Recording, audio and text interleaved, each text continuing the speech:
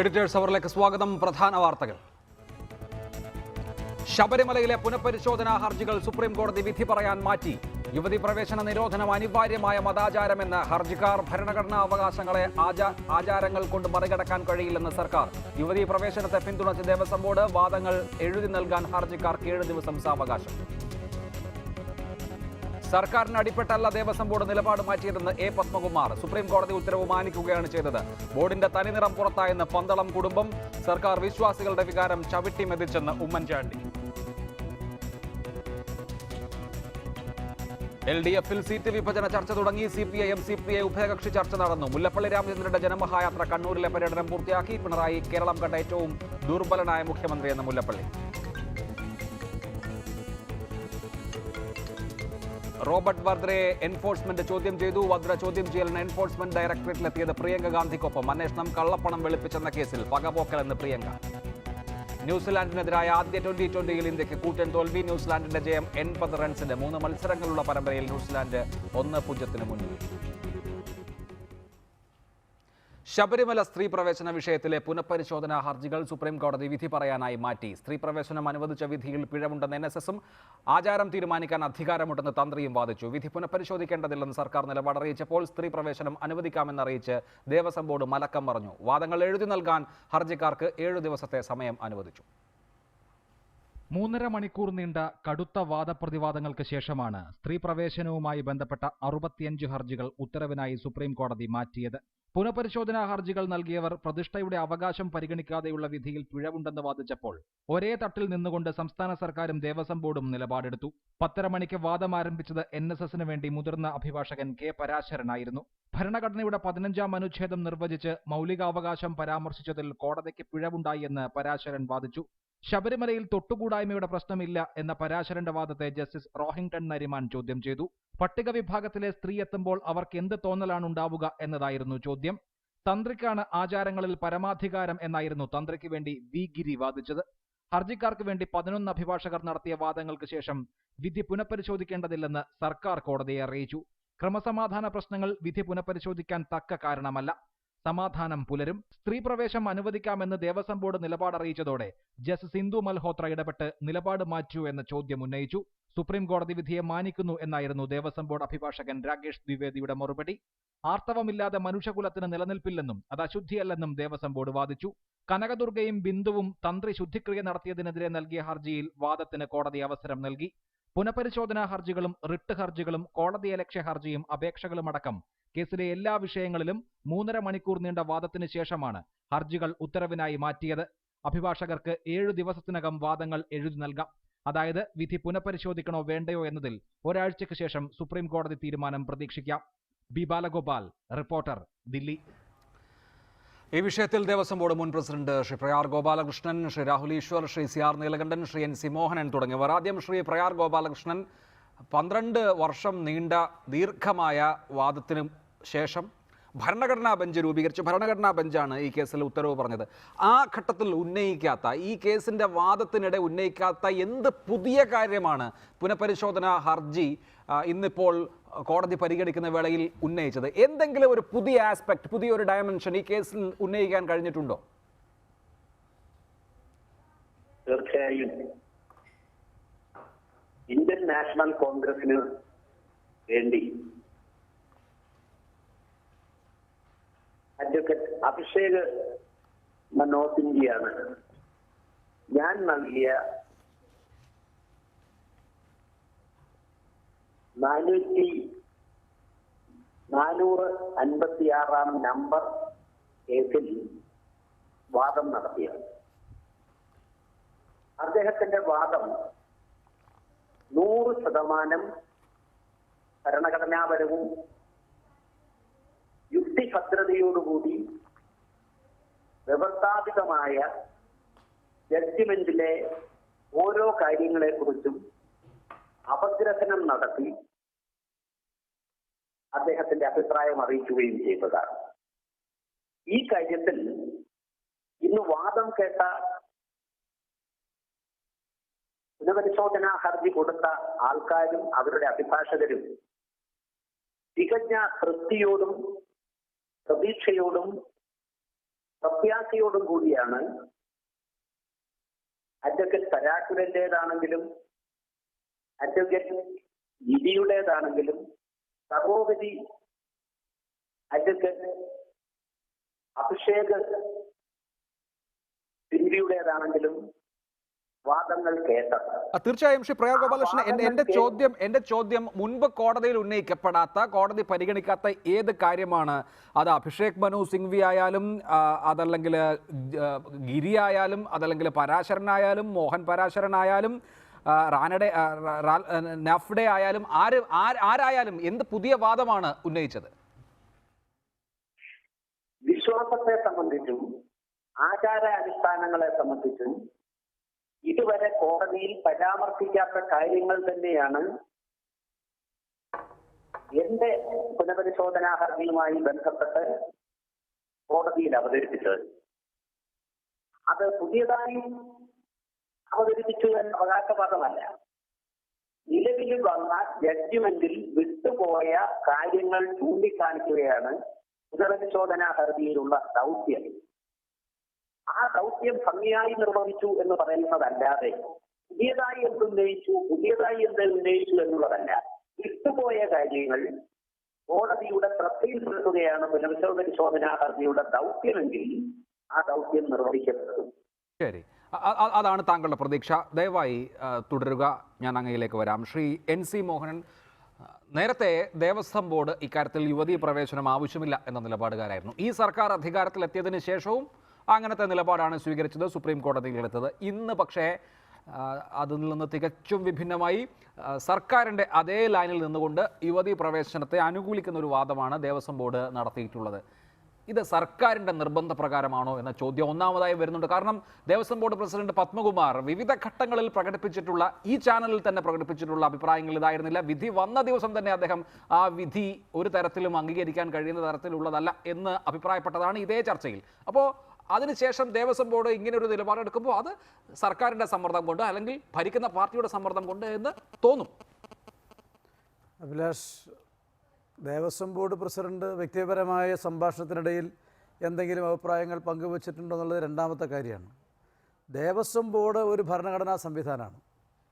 ആ ഭരണഘടനാ സംവിധാനത്തിന് സുപ്രീം കോടതിയുടെ 2018 സെപ്റ്റംബർ 28 ഭരണഘടനാ ബെഞ്ചിൻ്റെ വിധിയെ ഉയർത്തിപ്പിടിക്കാനുള്ള ബാധ്യതയുണ്ട്. അതുകൊണ്ട് തന്നെയാണ് ദേവസ്വം ബോർഡ്, മറ്റു പലരും ആ കേസിൽ കക്ഷിയായിരുന്നവരും കക്ഷിയാകാതിരുന്നവരും ഒക്കെ പുനഃപരിശോധനാ ഹർജിയുമായി പോയപ്പോൾ ദേവസ്വം ബോർഡ് പുനഃപരിശോധനാ ഹർജിയുമായി സുപ്രീം കോടതിയെ സമീപിച്ചിട്ടില്ല. ഒരു സാവകാശ ഹർജി മാത്രമേ അവരുടേതായിട്ട് സുപ്രീം കോടതിയുടെ മുൻപിലുള്ളൂ എന്നാണ് നമ്മളെല്ലാം മനസ്സിലാക്കിയിട്ടുള്ളത്. അതുകൊണ്ട് ദേവസ്വം ബോർഡ് ഒരു മലക്കം മറിച്ചിലും നടത്തിയിട്ടില്ല. 2018 സെപ്റ്റംബർ 28 വിധിക്ക് ശേഷം ദേവസ്വം ബോർഡ് സ്വീകരിച്ചിട്ടുള്ള പൊതു സമീപനത്തിൻ്റെ അന്തസത്തക്കകത്ത് നിന്നുകൊണ്ട് തന്നെയാണ് ഇന്ന് ഭരണഘടനാ ബെഞ്ചിന്റെ മുൻപാകെയും ദേവസ്വം ബോർഡിന് വേണ്ടിയുള്ള സമീപനം. ദേവസ്വം ബോർഡ് പ്രസിഡന്റ് ഓരോ ഘട്ടത്തിൽ ഓരോ വർത്തമാനം പറഞ്ഞു. അതിലെവിടെയാണ് ഒരു പൊതു സമീപനം? ദേവസ്വം ബോർഡ് അംഗങ്ങൾക്ക് തന്നെ അഭിപ്രായ ഐക്യമുണ്ടോ എന്നറിയില്ല. അദ്ദേഹം മുഖ്യമന്ത്രിയെ കാണാൻ പോകുമ്പോൾ ഒരു കാര്യം പറയുന്നു, മുഖ്യമന്ത്രിയെ കണ്ടതിന് ശേഷം മറ്റൊരു കാര്യം പറയുന്നു. യു ടേണുകൾ പലപ്പോഴും ദൃശ്യമായിരുന്നു. എന്തായാലും ദേവസ്വം ബോർഡിന് ഇക്കാര്യത്തിൽ ഉണ്ടായിരുന്ന മുൻ നിലപാട് മാറിയിരിക്കുന്നു. നിലപാടുകൾ ഒരിക്കലും മാറ്റം വരാൻ പാടില്ലാത്ത ഒന്നാണ് എന്ന അഭിപ്രായത്തിൽ ചോദിക്കുന്നതല്ല. എൻ്റെ ചോദ്യം, ഇതിപ്പോൾ നിങ്ങളുടെ രാഷ്ട്രീയ ലൈനിന് വരാൻ, അതിനൊപ്പിച്ച് നിൽക്കാൻ ദേവസ്വം ബോർഡ് അതിന്റെ അംഗങ്ങൾ നിർബന്ധിക്കപ്പെട്ടിട്ടുണ്ടോ എന്നുള്ളതാണ്. അല്ലല്ല, ദേവസ്വം ബോർഡിനെ സംബന്ധിച്ച് ഒരു രാഷ്ട്രീയ ലൈനിൻ്റെയും അടിസ്ഥാനത്തിൽ നിൽക്കേണ്ടവരല്ല. അത് ശബരിമല ക്ഷേത്രത്തെ സംബന്ധിച്ചാണെങ്കിലും തിരുവിതാംകൂർ ദേവസ്വം ബോർഡിൻ്റെ കീഴിൽ വരുന്ന ഇതര ക്ഷേത്രങ്ങളെ സംബന്ധിച്ചാണെങ്കിലും അവിടുത്തെ ആചാരാനുഷ്ഠാനങ്ങളെ സംബന്ധിച്ചും അവിടുത്തെ വിശ്വാസി സമൂഹത്തിൻ്റെ താല്പര്യങ്ങൾ സംരക്ഷിക്കാനും ഭരണഘടനാപരമായി ബാധ്യതപ്പെട്ടിട്ടുള്ള സംവിധാനമാണല്ലോ ദേവസ്വം ബോർഡ്. ദേവസ്വം ബോർഡിന് അവിടെ ശരിയായ നിലപാടുണ്ട്. ഇപ്പോൾ ഒരു ഉദാഹരണം നോക്കൂ. 2 യുവതികൾ ശബരിമലയിൽ പ്രവേശിച്ചതിനെ തുടർന്ന് തന്ത്രി ശുദ്ധിക്രിയ നടത്തിയപ്പോൾ ആ തന്ത്രിയെ സപ്പോർട്ട് ചെയ്യല്ല ദേവസ്വം ബോർഡ് ചെയ്തത്. ആ തന്ത്രിയുടെ നടപടിയെ നിരാകരിക്കുകയാണ് ചെയ്തത്. അതുകൊണ്ട് തന്നെ ദേവസ്വം ബോർഡിൻ്റെ ശരിയായ നിലപാട് തന്നെയാണ് ഇന്ന് സുപ്രീം കോടതി മുൻപാകെ അവർ രേഖപ്പെടുത്തിയിട്ടുള്ളത്. അതുതന്നെയാണ് ശരിയായ നിലപാടും. അതിലെ ഗവൺമെൻറ്റിൻ്റെ ഭാഗത്തുനിന്ന് രാഷ്ട്രീയമായിട്ടുള്ള ഒരു ഇടപെടലുകളുടെയും സാധ്യതയില്ല. അങ്ങനെ ഒരു പ്രശ്നവും വന്നിട്ടില്ല. ശരി, ശ്രീ രാഹുൽ ഈശ്വർ, ഇന്നിപ്പോൾ മുതിർന്ന അഭിഭാഷകർ NSS, പ്രയാർ ഗോപാലകൃഷ്ണൻ, തന്ത്രി, ഇങ്ങനെ നിരവധി ആളുകൾക്ക് വേണ്ടി നിരവധിയായ വാദമുഖങ്ങൾ ഉന്നയിച്ചു. കോടതി ആ അഭിഭാഷകർക്ക് സമയവും അനുവദിച്ചു. അതിനുശേഷം സർക്കാരും ദേവസ്വം ബോർഡും അതുപോലെ തന്നെ ശബരിമലയിൽ കയറിയ സ്ത്രീകളുമൊക്കെ അവരുടെ ഭാഗം അവരുടെ അഭിഭാഷകങ്ങളിലൂടെ അറിയിച്ചു. വിധി തീർച്ചയായും സുപ്രീം കോടതി എന്താണ് പറയുക എന്നുള്ളതിനെക്കുറിച്ച് ഒരു ഊഹത്തിനോ ഏതെങ്കിലും തരത്തിലുള്ള മുൻവിധിക്കോ യാതൊരു തരത്തിലുള്ള സാധ്യതയുമില്ല. പക്ഷേ ഇന്ന് നടന്ന വാദങ്ങളിൽ എന്തെങ്കിലും പുതിയ കാര്യം കോടതിയെ ബോധിപ്പിക്കാൻ, ഇതുവരെയുള്ള കോടതിയുടെ ചിന്തയ്ക്ക് ഏതെങ്കിലും തരത്തിൽ മാറ്റമുണ്ടാക്കാൻ തക്കവണ്ണമുള്ള എന്തെങ്കിലും ഒരു പുതിയ കാര്യം കോടതിയിൽ അവതരിപ്പിക്കാൻ കഴിഞ്ഞിട്ടുണ്ടോ ഈ ദീർഘമായ വാദത്തിൽ?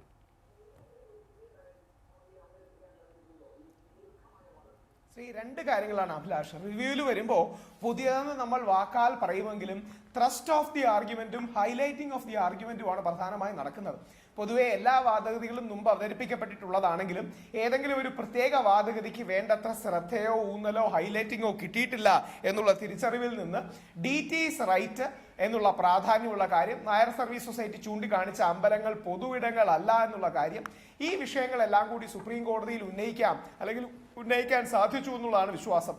പ്രയാർ സാറിന്റെ അഭിഭാഷകനായി വന്ന ശ്രീ അഭിഷേക് മനു സിംഗ് അടക്കം അമ്പലങ്ങൾ സയൻസ് മ്യൂസിയം അല്ല അല്ലെങ്കിൽ ഏതെങ്കിലും ടൂറിസ്റ്റ് സ്പോട്ട് പോലെയല്ല, അതിൻ്റെതായ സാങ്ക്ടിറ്റിയും മറ്റും ഉണ്ട് എന്ന് ഹൈലൈറ്റ് ചെയ്യാൻ കഴിഞ്ഞു. അത് എത്രമാത്രം സുപ്രീം കോടതിയെ സ്വാധീനിച്ചു എന്ന് നമുക്കറിയില്ല, പക്ഷേ ഹൈലൈറ്റ് ചെയ്യാൻ കഴിഞ്ഞു എന്നുള്ളൊരു സാറ്റിസ്ഫാക്ഷൻ ഉണ്ട്. സായ് ദീപക് അടക്കം നല്ല രീതിയിൽ തന്നെ പല കാര്യങ്ങളും പ്രസന്റ് ചെയ്യാൻ കഴിഞ്ഞു. പക്ഷെ നമുക്കറിയാവുന്ന പോലെ 5 ബെഞ്ചിന്റെ വിധിക്ക് അതിൻ്റെതായ ഒരു മൊമെന്റം ഉണ്ട്. അതിനെ ഓവർകം ചെയ്യാൻ കഴിയുമോ എന്നറിയില്ല. ദേവസ്വം ബോർഡ് ഇന്നെടുത്ത നിലപാട് വളരെ വിഷമകരമാണ്. ശബരിമലയെ വീഴുന്ന കാശെടുത്ത് ശബരിമലക്കെതിരെ വാദിക്കുക എന്നുള്ളത് ദേവസ്വം ബോർഡിന്റെ ചരിത്രത്തിൽ ഇന്നും ഒരു കറുത്ത അധ്യായമായി തുടരും. അയ്യപ്പനെ വിശ്വസിച്ച് സാധാരണ ജനങ്ങൾ കൊണ്ടിടുന്ന കാശെടുത്ത് അതേ അയ്യപ്പനെതിരെ, നൈഷ്ഠിക ബ്രഹ്മചാരിയായ അയ്യപ്പനെതിരെ വാദിക്കുന്ന ദേവസ്വം ബോർഡ് ചരിത്രത്തിൽ ഹൈന്ദവ വിരുദ്ധമായ, വിശ്വാസ വിരുദ്ധമായ അയ്യപ്പനെതിരെ എന്നുള്ളത് രാഹുൽ ഈശ്വറിന്റെ വ്യാഖ്യാനമാണ്. അയ്യപ്പൻ അവിടെ യുവതികളെ വരുന്നത് താല്പര്യമില്ല എന്നെവിടെയും സ്ഥാപിക്കപ്പെട്ടിട്ടില്ലല്ലോ. അപ്പോ അവിടെ വരുന്ന ഭക്തരുടെ റഫറൻഡവും നമ്മൾ എടുത്തിട്ടില്ല. അതുകൊണ്ട് അയ്യപ്പനെതിരെ എന്ന് പറയുന്നത് രാഹുൽ ഈശ്വറിന്റെ വ്യാഖ്യാനമാണ്, അതല്ലെങ്കിൽ നിലപാടാണ്. അത് അങ്ങനെ ഇരിക്കട്ടെ. ശ്രീ CR നീലകണ്ഠൻ, എന്താണ് താങ്കൾ കാണുന്നത്? എന്തെങ്കിലും ഈ വാദത്തിനിടെ സ്ട്രൈക്കിംഗ് ആയി തോന്നിയോ? ഇവിടെ അനിവാര്യമായ മത പ്രാക്ടീസാണ് എന്ന വാദം ഒന്നിലധികം അഭിഭാഷകർ, വിശേഷിച്ച് ശ്രീ പ്രയാറിന്റെ അഭിഭാഷകൻ മനു അഭിഷേക് സിംഗ്വി ഉന്നയിക്കുകയുണ്ടായി. അയ്യപ്പ ഭക്തർ ഒരു പ്രത്യേക മതവിഭാഗമാണ്, അനുച്ഛേദം 26 പരിരക്ഷ കിട്ടുന്ന ഒരു പ്രത്യേക ഡിനോമിനേഷനാണ് എന്ന വാദമുയർന്നു. ഇതൊക്കെ പക്ഷേ നേരത്തെയും ഉന്നയിക്കപ്പെട്ടിട്ടുള്ളതാണ് എന്നുള്ളത് വേറൊരു കാര്യം. ഇത്തരം കാര്യങ്ങളാണ് ചർച്ചയായത്. അതിൽ എന്താണ്, എന്തെങ്കിലും ഒന്ന് സ്ട്രൈക്ക് ചെയ്തിട്ടുണ്ടോ? അല്ല, ഇവിടെ ഒന്നാമത് ഇത് അപ്പീലല്ല, റിവ്യൂ ആണ്. മുൻപ് കൊടുക്കാത്ത ഫാക്ട്സ് ഇവിടെ കൊടുക്കാൻ പറ്റില്ല. മുമ്പ് കൺസിഡർ ചെയ്യാതെ പോയ ഫാക്ട്സോ ക്വസ്റ്റ്യൻ ഓഫ് ലോയോ ഉണ്ടെങ്കിൽ ഉയർത്താം എന്നതാണ് റിവ്യൂവിന് കിട്ടുന്ന ഏക പരിഗണന.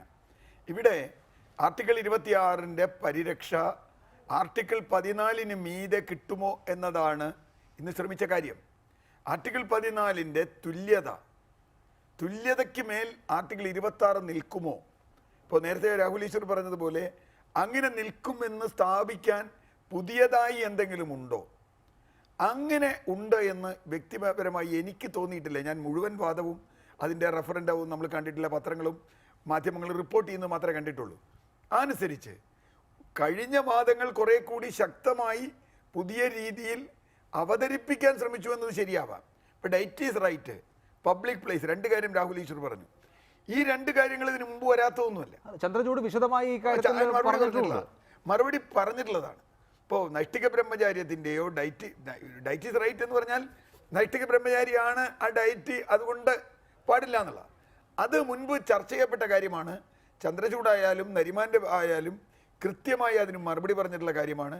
മാത്രവുമല്ല, ബെഞ്ചിൽ ആകെ വന്നിട്ടുള്ളൊരു വ്യത്യാസം രഞ്ജൻ ഗൊഗോയാണ്. അതെ, പക്ഷേ ഞാൻ ചോദിക്കുന്നത് ഈ ബെഞ്ചിന്റെ മൂഡിന് എന്തെങ്കിലും മാറ്റം ഉണ്ടായിട്ടുണ്ടോ? ഈ സെപ്റ്റംബർ 28 വിധിക്ക് ശേഷം ധാരാളം അനിഷ്ട സംഭവങ്ങൾ കേരളത്തിലുണ്ട്. ഇന്ന് ഒരു ഉദാഹരണം പറഞ്ഞാൽ ഇന്ദിരാ ജയ്സിംഗ് ചൂണ്ടിക്കാണിച്ച ഒരു വാദമുണ്ട്. അവർ 51A ചൂണ്ടിക്കാണിച്ചുകൊണ്ട് ഒരു പൗരന്റെ ഡ്യൂട്ടിയാണ്, ഫണ്ടമെന്റൽ ഡ്യൂട്ടിയാണ് സയന്റിഫിക് ടെമ്പർ വളർത്തുക, ഹ്യൂമനിസം തുടങ്ങിയവ എന്ന് പറയുമ്പോൾ ജസ്റ്റിസ് നരിമാൻ അതിനോട് പ്രതികരിക്കുന്നത് വാട്ട് അബൌട്ട് 51AE എന്നുള്ളതാണ്, to promote harmony and common brotherhood. അപ്പോൾ ഇത് ഹാർമണിക്ക് കുഴപ്പം ഉണ്ടാക്കിയിട്ടുണ്ട് എന്നുള്ള തരത്തിലൊരു ചിന്ത മുൻപ് സ്ത്രീ പ്രവേശനം അനുവദിച്ചിട്ടുള്ള ബെഞ്ചിലെ ജഡ്ജിമാർക്ക് വന്നിട്ടുണ്ടോ? അല്ല, അതൊരിക്കലും സുപ്രീം കോടതിയെ ബാധിക്കുന്നേ തോന്നുന്നില്ല. കാരണം ഏതെങ്കിലും കുറേ ആളുകൾ കുഴപ്പമുണ്ടാക്കി എന്നത് കൊണ്ട് ഒരു ഫണ്ടമെന്റൽ റൈറ്റിന്റെ അടിസ്ഥാനത്തിൽ ഒരു വിധി മാറ്റണമെന്ന് കോടതി പറയുമോ? ഞാൻ എൻ്റെ പരിമിതമായ അറിവ് വെച്ചിട്ടാണ്, കുറേ ആളുകൾ എതിരാണ് എന്ന് പറഞ്ഞതുകൊണ്ട് വേറൊരാളുടെ ഫണ്ടമെൻ്റൽ റൈറ്റ് മാറ്റണമെന്ന് പറയാൻ കോടതിക്ക് അവകാശമുണ്ടോ? കോടതി അങ്ങനെ പറയുമോ? പിന്നെ ഈ പറഞ്ഞതുപോലെ രാജ്യത്താകെ കലാപമുണ്ടാകും എന്ന് പറയുന്നത്, അങ്ങനെയുള്ള കലാപമൊന്നും ഇവിടെ ഉണ്ടായില്ലല്ലോ. കുറച്ചാളുകൾ എതിർത്തു, തീർച്ചയായും സംഘർഷം ഉണ്ടാകും. അതേത് എടുത്താലും ഇപ്പോൾ നാളെ ഒരു സിനിമയുടെ കാര്യത്തിൽ ഒരാളുടെ അല്ലെങ്കിൽ ഒരു നോവലിൻ്റെ കാര്യത്തിൽ ഒരു ഫണ്ടമെൻ്റൽ റൈറ്റിൻ്റെ വിഷയം വന്നാലും ഇതേ കാര്യം തന്നെ വരില്ലേ? കുറേ ആളുകൾ അങ്ങ് എതിർത്താൽ പിന്നെ അയാൾക്ക് ഫണ്ടമെൻ്റൽ റൈറ്റ് ഇല്ല എന്ന് പറയൂ? അങ്ങനെ പറയാൻ പറ്റില്ല. ഫണ്ടമെൻ്റൽ റൈറ്റ് ആയതുകൊണ്ട്, അത് പേഴ്സണൽ ആയതുകൊണ്ട്, ഒരു ഗ്രൂപ്പിൻ്റെ എന്ന് പറയുന്ന ഒരു അവകാശം 26(1) പ്രത്യേക മതവിഭാഗമാണ് എന്ന വാദം തന്നെ ഒരു ആളുടെ ഫണ്ടമെൻ്റൽ റൈറ്റിനെ വയലേറ്റ് ചെയ്യുന്നതാണെങ്കിൽ ഞാനിപ്പോഴും കരുതുന്നത് ഫണ്ടമെൻ്റൽ റൈറ്റ് 14ൻ്റെ കൂടെ ഈ ബെഞ്ച് ഭൂരിപക്ഷവും നിൽക്കുമെന്ന് തന്നെയാണ്. ശരി, ആ സ്പെസിഫിക് ആയിട്ടുള്ള ക്വസ്റ്റിന് തന്നെ കഴിഞ്ഞ ജഡ്ജ്മെന്റിൽ ചന്ദ്രചൂഡ് ഉത്തരം പറഞ്ഞിട്ടുണ്ടെന്നാണ് എനിക്ക് അതിൽ നിന്ന് ആ ജഡ്ജ്മെന്റിൽ നിന്ന് മനസ്സിലായത്. വരാം ശ്രീ പ്രയാർ ഗോപാലകൃഷ്ണൻ. നോക്കൂ, ഇതിപ്പോൾ എന്തായാലും കോടതി വിവിധ വശങ്ങൾ കേൾക്കാൻ തയ്യാറായിട്ടുണ്ട് എന്ന് പറയുമ്പോഴും അവിടെ സർക്കാരിനും ദേവസ്വം ബോർഡിനും കൃത്യമായ വാദമുണ്ട്. അവിടെ ദേവസ്വം ബോർഡിൻ്റെ അഭിഭാഷകൻ ദ്വിവേദി ഒരു മതചട്ടവും ഒരു റിലീജിയസ് സ്ക്രിപ്ചറും ഈ യുവതീ പ്രവേശനത്തെ നിരോധിക്കുന്നതായി ഇല്ല എന്ന് പറയുന്നുണ്ട്. വിശ്വാസത്തിൻ്റെ പരിധിയിൽ നിന്ന് തന്നെ നമുക്ക് വാദിച്ചാലും അങ്ങനെ ചൂണ്ടിക്കാണിക്കാൻ ഈ ക്ഷേത്രത്തിൻ്റെ ഉടമസ്ഥരായ അല്ലെങ്കിൽ ക്ഷേത്രത്തിൻ്റെ നടത്തിപ്പ് അവകാശമുള്ള ദേവസ്വം ബോർഡിനെ കൊണ്ട് കഴിയുന്നുണ്ട്. അപ്പോൾ മറിച്ചൊരാലോചനയ്ക്കുള്ള പ്രസക്തി എവിടെയാണ്? ഈ കാര്യത്തിൽ വിശ്വാസവും ആചാരാനുഷ്ഠാനം ദേവസ്വം ബോർഡിന്റെ പ്രസിഡന്റായിട്ടാണെങ്കിലും അംഗമായിട്ടാണെങ്കിലും സത്യപ്രതിജ്ഞ ചെയ്യുന്നത് ആചാരങ്ങളെയും വിശ്വാസങ്ങളെയും സംരക്ഷിക്കുക എന്നതാണ്, സംഹരിക്കുക എന്നുള്ളതല്ല. നിലവിലുള്ള ദേവസ്വം ബോർഡും ദേവസ്വം ബോർഡിനെ നിയന്ത്രിക്കുന്ന ഗവൺമെന്റും എങ്ങനെ ശബരിമല നശിപ്പിക്കാം എന്നതിനെ സംബന്ധിച്ച് ഗവേഷണം നടത്തും. 51 സ്ത്രീകൾ കയറിയെന്ന് കോടതിക്ക് ലിസ്റ്റ് കൊടുക്കാൻ പോയതല്ലേ? ഇന്നലെ നിയമസഭയിലെ മന്ത്രി അറിയിച്ച എന്താണ്? വേഷപ്രച്ഛന്നം നടത്തി 150 പോലീസുകാരോടൊപ്പം ശബരിമലയിൽ കയറിയ 2 സ്ത്രീകൾ മാത്രമേ ശബരിമല കയറിയിട്ടുള്ളൂ എന്ന് പറയുന്നു. ഇതിൽ കൂടുതൽ വിരോധാഭാസം എന്തെന്ന്, ഇതിൽ കൂടുതൽ കത്തി നിറഞ്ഞു നിൽക്കുന്ന ഭക്തരെ ഭിത്തികളാക്കുന്ന എന്തുണ്ട്? അരാജകത്വം ഉണ്ടാക്കുവാനും ശബരിമല നശിപ്പിക്കുവാനും ശ്രമിച്ചാൽ അത് നടക്കില്ല എന്ന് നമ്മൾ കണ്ടില്ലേ? 18-ാം പടിയിലേക്ക് യുവതികളെ കയറ്റിയില്ലേ? ഏത് യുവതി കയറി? ഏത് പോലീസുകാർ കയറി? ഏത് കുടുംബശ്രീകാർ ആൾക്കാർ കയറി? ഈ കാര്യത്തിൽ 18-ാം പടിയിൽ നിന്ന് മുഖ്യമന്ത്രിയുടെ അഭിലാഷങ്ങളും ആഗ്രഹങ്ങളും ഇങ്ങനെ ഓരോ പാദം താഴേക്ക് പോയതല്ലേ നമ്മൾ കണ്ടത്. അതുകൊണ്ട് ഈ വിശ്വാസ സമൂഹത്തെ നശിപ്പിക്കാൻ കഴിയില്ല. ഇതിൽ നമ്മുടെ ഈ ഭരണഘടന എന്ന് പറയുന്നത് തന്നെ സെൻട്രൽ ലിസ്റ്റിലും സ്റ്റേറ്റ് ലിസ്റ്റിലും വരുന്നതാണ്. അതിൽ 28-ാം വിഭാഗത്തിൽ വളരെ വ്യക്തമായി 426(2) മതസ്ഥാപനങ്ങൾക്ക് വേണ്ടി ഭരണഘടനാ വ്യവസ്ഥ ഉണ്ടാക്കുവാൻ നിയമമുണ്ട്. നിലവിലുള്ള നിയമത്തിന് സംരക്ഷണം തരണം. ഈ സംസ്ഥാനമല്ല, ഈ രാജ്യം മതേതരത്വ രാജ്യമാണ്. ഏത് മതം സ്വീകരിക്കാനും മതത്തിന്റെ ആചാരങ്ങൾ അനുഷ്ഠിക്കാനും മൗലികാവകാശം നമുക്ക് തന്നിട്ടുണ്ട്. തന്നിട്ടുള്ള മൗലികാവകാശത്തിന് സംരക്ഷണം തരേണ്ടത് ഭരണഘടനാ സ്ഥാപനങ്ങളുടെ കടമയും ബാധ്യതയുമാണ്. ശരി, അതാണ് താങ്കൾ ഉന്നയിക്കുന്ന വാദം. നേരത്തെ ഉന്നയിച്ചിട്ടുണ്ട്. പക്ഷേ അത് ഭരണഘടനാ തത്വങ്ങൾക്ക് വിരുദ്ധമാകാമോ? അങ്ങനെ ഒരു നിയമനിർമ്മാണ അധികാരം ഉണ്ടെങ്കിലും ആ നിയമം ഭരണഘടനാ തത്വങ്ങൾക്ക് വിരുദ്ധമാകാമോ എന്ന പ്രശ്നം അവിടെ നിൽക്കുന്നു. ശ്രീ NC മോഹൻ, ഇന്നിപ്പോൾ പൊതുവെ ഉന്നയിക്കപ്പെട്ടത് ഒന്ന്, ഒരു ലോ ഓഫ് കോർട്ട് അല്ല ആചാരപരമായ കാരണങ്ങൾ തീരുമാനിക്കേണ്ടതും നിശ്ചയിക്കേണ്ടതും, അതൊന്ന്.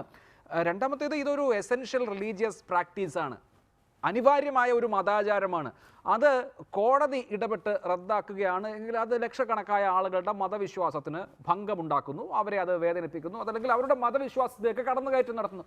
ഈ പ്രശ്നം കോടതി കുറെ കൂടി വിശാലമായി അഭിസംബോധന ചെയ്യേണ്ടി വരില്ലേ? നമ്മളിപ്പോൾ അങ്ങനെയുള്ള വാദഗതികൾ സുപ്രീം കോടതി മുൻപാകെ ഉന്നയിക്കുന്ന ആളുകൾ യഥാർത്ഥത്തിൽ കാണേണ്ടത്, യുവതികൾ കയറിയതിന് 2 യുവതികളാണെങ്കിൽ 2 യുവതികൾ കയറിയതിന് ശേഷവും ശബരിമലയിൽ ലക്ഷക്കണക്കിന് ഭക്തരെത്തിയല്ലോ. അവിടെ പ്രത്യേകിച്ച് യാതൊന്നും സംഭവിച്ചില്ലല്ലോ. അപ്പോൾ ഇവിടെ പ്രശ്നം വിശ്വാസി സമൂഹത്തിൻ്റെ കുത്തക അവകാശപ്പെട്ടുകൊണ്ട് രാഷ്ട്രീയ താല്പര്യങ്ങളോടുകൂടി ചിലർ നടത്തുന്ന ഇടപെടലുകളാണ് ശബരിമലയിൽ അസ്വസ്ഥതയുണ്ടാക്കിയിട്ടുള്ളത്. ഇപ്പോൾ ഈ സുപ്രീം കോടതി മുൻപാകെ പുനഃപരിശോധനാ ഹർജിയുമായി പോയിട്ടുള്ളവരിൽ സിംഹഭാഗത്തിൻ്റെ ഈ താല്പര്യങ്ങൾ നോക്കിക്കോ. കേരളത്തിൽ നേരത്തെ ഭരണഘടനാ ബെഞ്ചിൻ്റെ വിധി വന്നതിന് ശേഷം കേരളത്തിൽ തെരുവോരങ്ങളിൽ കലാപത്തിൻ്റെ തീ കെട്ടഴിച്ചു വിട്ടിട്ടുള്ള ആളുകളാണ് ഈ പോയിട്ടുള്ളത്. അവർക്ക് 12 വർഷക്കാലം സുപ്രീം കോടതി മുൻപാകെ നിലനിന്നിരുന്ന അനുകൂലിച്ചും പ്രതികൂലിച്ചും വാദപ്രതിവാദങ്ങൾ നടന്ന മുടിനാരിഴകീറി ഭരണഘടനാ നിലപാടുകളെല്ലാം വിശകലനം ചെയ്ത കേസിൽ അന്നുന്നയിക്കാൻ കഴിയാത്തത്, അല്ലെങ്കിൽ ആ വാദപ്രതിവാദങ്ങൾക്ക് ശേഷം പുറപ്പെടുവിച്ച വിധിയിൽ ഏതെങ്കിലും ഒരു മെറ്റീരിയൽ മിസ്റ്റേക്ക്, മെറ്റീരിയൽ എറർ സംഭവിച്ചതായി ചൂണ്ടിക്കാണിക്കാൻ ഇന്നു നടന്ന വാദപ്രതിവാദങ്ങൾ കൊണ്ടും കഴിഞ്ഞതായി നമ്മൾ എവിടെയും കണ്ടിട്ടില്ല. ശരി, അതാണ് താങ്കൾ ഉന്നയിക്കുന്ന വാദം. ശ്രീ രാഹുൽ ഈശ്വർ, അതാണ് ഞാൻ ആവർത്തിച്ച് എന്ത് പുതിയ കാര്യമാണ് അല്ലെങ്കിൽ എന്ത് പുതിയ തലമാണ് കോടതിയെ ബോധിപ്പിക്കാൻ കഴിഞ്ഞത് എന്ന് ചോദിക്കുന്നത്. താങ്കൾ ഉന്നയിച്ചല്ലോ DT ഈസ് റൈറ്റ്. കോടതി അത് അഭിസംബോധന ചെയ്ത വിഷയമാണ്. വളരെ കൃത്യമായി ആ ജഡ്ജ്മെന്റ് വായിച്ചു നോക്കിയാൽ അറിയാം. താങ്കൾ വായിച്ചിട്ടുണ്ടെന്നും എനിക്കറിയാം. DTയുടെ അവകാശം ഒരു ലീഗൽ എൻറ്റിറ്റി എന്നുള്ള നിലയിലാണ്. പക്ഷേ DTക്ക് ഫണ്ടമെന്റൽ റൈറ്റ് കൊടുക്കാൻ കഴിയില്ല. മനുഷ്യന്മാർക്കാണ് ഫണ്ടമെന്റൽ റൈറ്റ് കൊടുക്കാൻ കഴിയുക. DTക്ക് ഫണ്ടമെന്റൽ റൈറ്റ് ഇല്ല എന്ന് കോടതി ഖണ്ഡിതമായി പറഞ്ഞ കാര്യമാണ്. ഇനി രണ്ടാമത്തെ കാര്യം, റിലീജിയസ് ഡിനോമിനേഷനാണ്, അനുച്ഛേദം 26ന്റെ സംരക്ഷണം വേണം എന്ന വിഷയവും കോടതി അഭിസംബോധന ചെയ്തതാണ്. അങ്ങനെ അനുച്ഛേദം 26ൽ പെടുന്ന റിലീജിയസ് ഡിനോമിനേഷൻ ആണെങ്കിൽ പോലും ഭരണഘടന വിഭാവനം ചെയ്യുന്ന തുല്യത എന്ന അവകാശത്തെ അത് റദ്ദാക്കുന്നില്ല എന്ന് വളരെ ഖണ്ഡിതമായി കോടതി ഈ വിഷയവും പരാമർശിക്കുകയും ചർച്ച ചെയ്യുകയും ചെയ്തതാണ്. അതുകൊണ്ട് ഇതിന് പുതിയ എന്ത് വശമാണുള്ളത് രാഹുൽ ഈശ്വർ?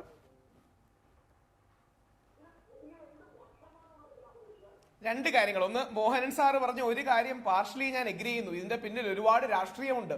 ഇതിന്റെ പിന്നിലുള്ള ഏറ്റവും വലിയ രാഷ്ട്രീയം തിരുവിതാംകൂർ ഭാഗത്തെ കോൺഗ്രസിന് വോട്ട് ചെയ്യുന്ന നായന്മാരെ BJPയിലേക്ക് അടുപ്പിച്ചാൽ മലബാറിലുള്ള മുസ്ലിങ്ങൾ തങ്ങൾക്ക് വോട്ട് ചെയ്യുമെന്നും കോൺഗ്രസ് ദുർബലപ്പെടുകയും ഒരു സൈഡ് BJP വളർന്നുകൊണ്ട് CPMന് നിരന്തരമായി ഭരിക്കാൻ കഴിയുമെന്ന ശ്രീ പിണറായി വിജയന്റെ പെട്ടെന്ന് എല്ലാവർക്കും കുറച്ചൊക്കെ രാഷ്ട്രീയം എല്ലാവർക്കും മനസ്സിലാവുന്ന ഒരു ബുദ്ധി ഇതിന്റെ പുറകിലുണ്ട്.